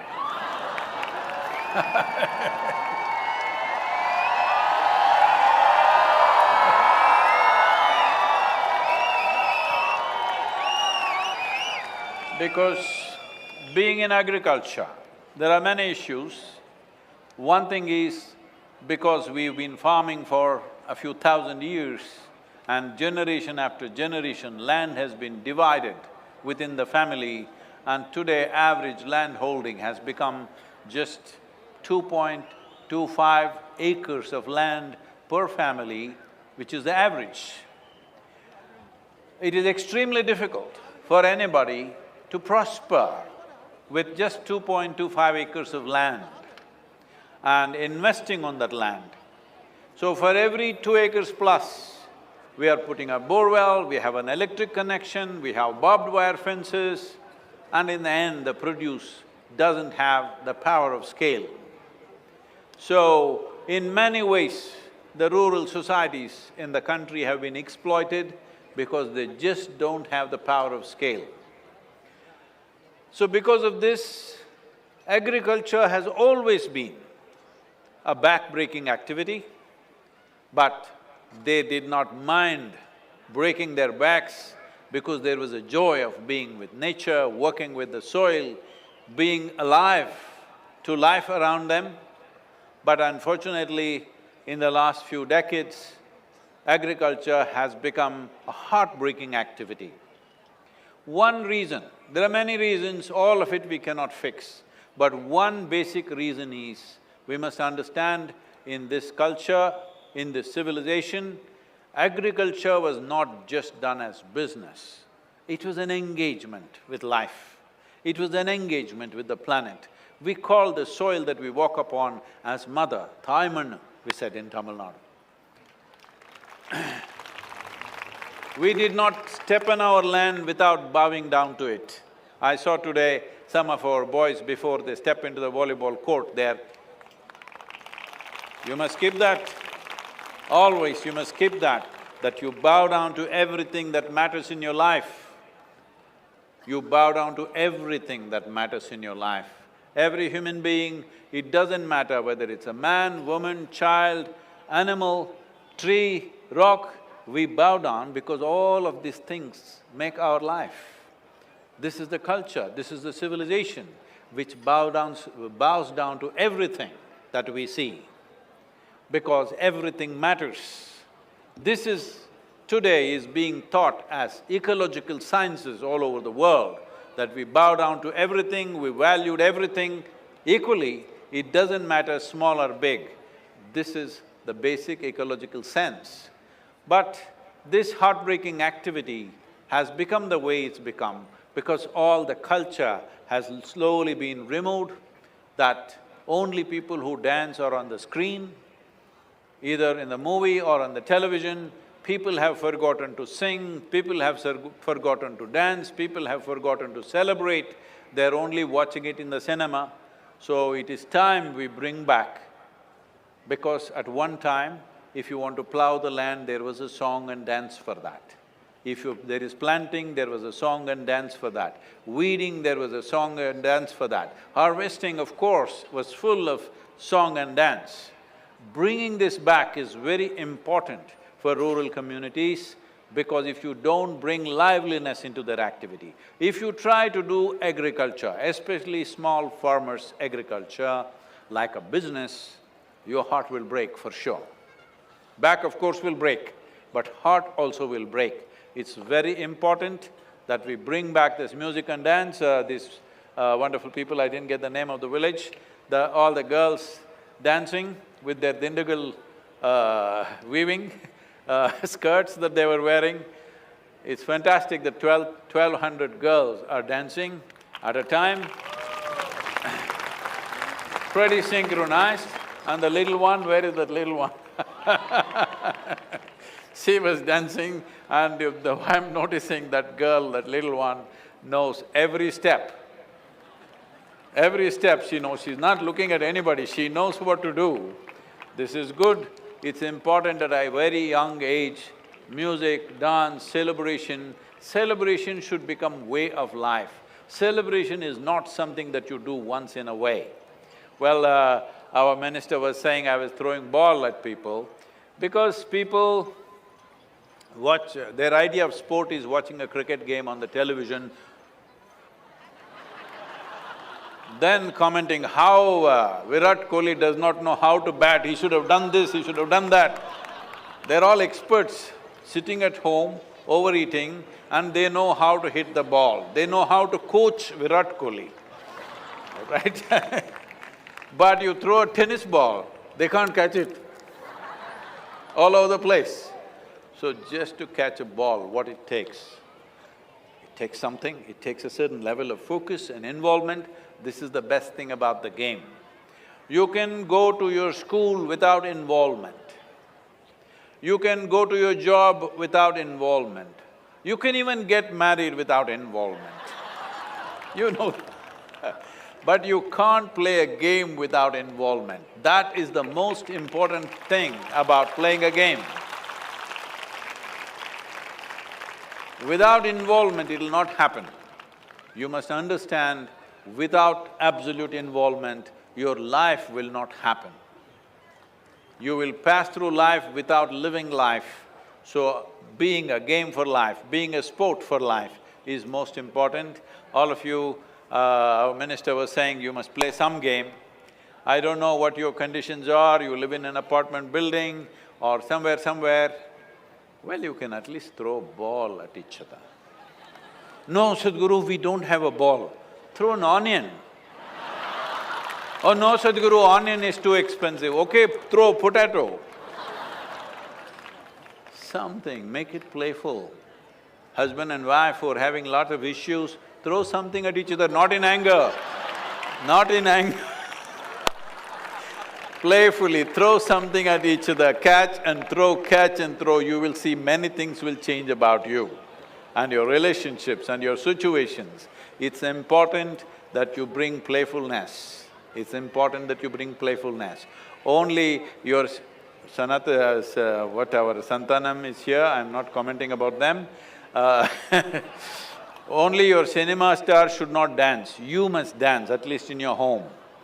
Not as a display. Not as a display, not as a performance, just for the joy of it.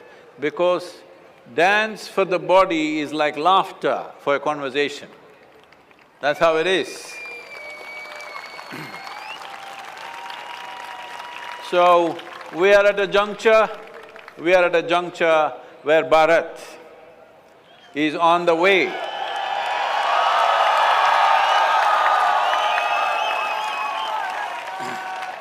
We are at a juncture where Bharat is on the way to become a Bhavya Bharat.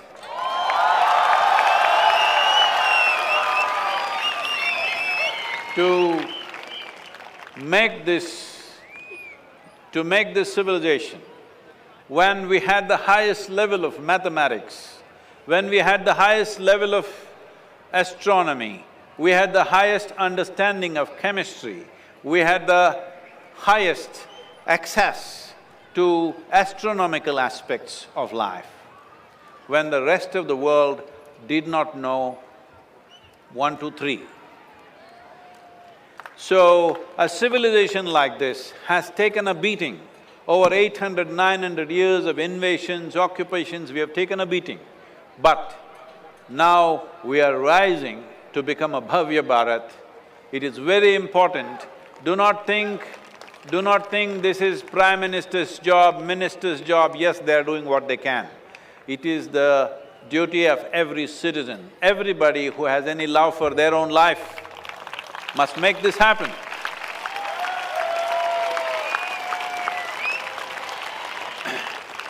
Making yourself into a wonderful human being is the first step, because without wonderful human beings, there is no wonderful nation. Without great human beings, there is no great nation. Without an inspired human being, there is no inspired nation.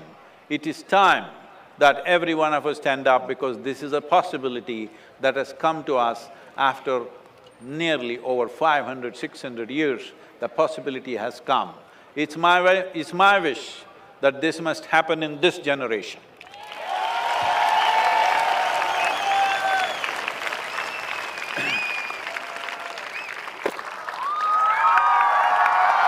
They're throwing things at me. So they dropped the ball. So…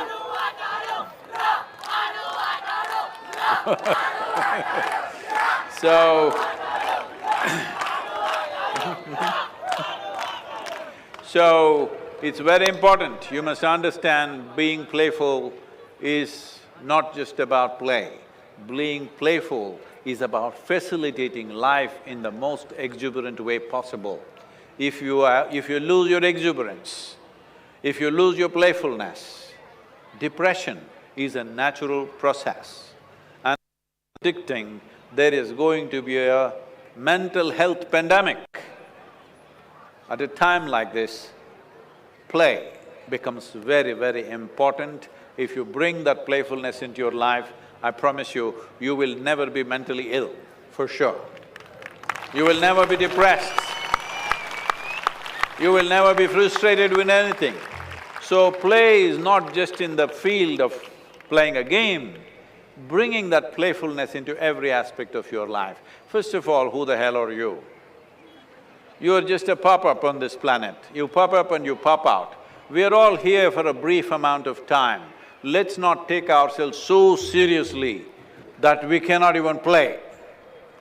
Let's make it happen, create a playful Bharat. What do you say?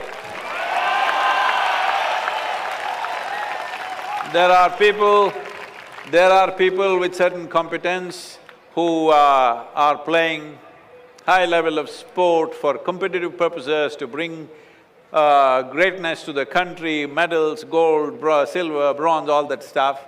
I'm not asking you to do anything like that. I'm just asking you to be playful, at least drop the potato. Hello? If you can't do anything else. But this is important because a nation which doesn't have people who are playful, energetic and exuberant cannot go far. Let's make this happen, because this is once in a generation. No nation ever, I want you to remember this, no nation ever in the history of humanity has moved 1 billion people from one level of living to another. We are just on the cusp of that. We must make this happen.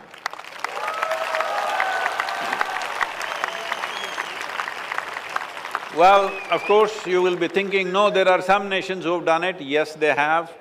But I would like to say, no nation has ever moved 1 billion people from one level of living to another in a democratic way, without using force. To make this happen,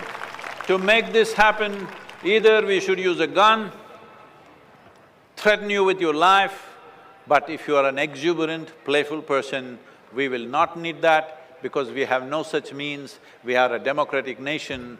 Gun and sword are not our way. Our way is to make it happen by bringing everybody into a playful, energetic enthusiasm for life. If you're enthusiastic and exuberant about life, where Bharat will go, nobody need to make a prediction. We know where it's going, to the best possible place. So I would like to thank all the participants, 60,000 of them, they're in different places. Particularly, I would like to mention one player who participated in this throw ball competition. Her name is Bharatamma. What a name!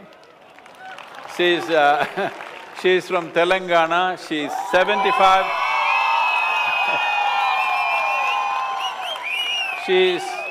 She's 75 years of age, and she participated in the throw ball matches, Well, the team didn't make it here. I wish we had brought her here. I would like to congratulate her for her spirit. Bharatam garu, మీరు ఎక్కడున్నారు సరే మీకు నా వందనములు. మీరు ఈ భారతదేశాన్ని మహిళలకందరికీ ఒక స్ఫూర్తి. మీకు నేను ఒక కానుక ఇవ్వాలని నాకు ఆశ ఉంది. I will all these shouting people ఈ తెలంగాణ నుంచి వచ్చారో వాళ్ళతో నేను పంపిస్తాను మీకు. So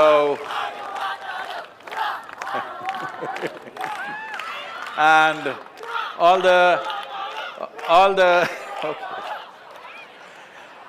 the hundreds and thousands, lakhs of spectators who participated and made this into a huge movement across these 5 states. Namaskaram to all of them. And all the officials, the referees and the other officials for all these games, they have done such a spectacular work on this that the whole event for these 3 months has gone without a single incident, without any kind of clashes happening in the villages. That shows how impartial and how competent they are in the work that they're doing. We bow down to all of you for your contribution. And we congratulate our sports minister who is here today with us. As he said, Asian Games opening, but he's here. And of course, our beloved Dhanraj Pillai. I don't know how many of you follow hockey because these days all of you are only seeing cricket. We grew up with hockey. I played hockey quite a bit right up to my university level. And Dhanraj was not just another player. During his best time, he was a bit of a magic.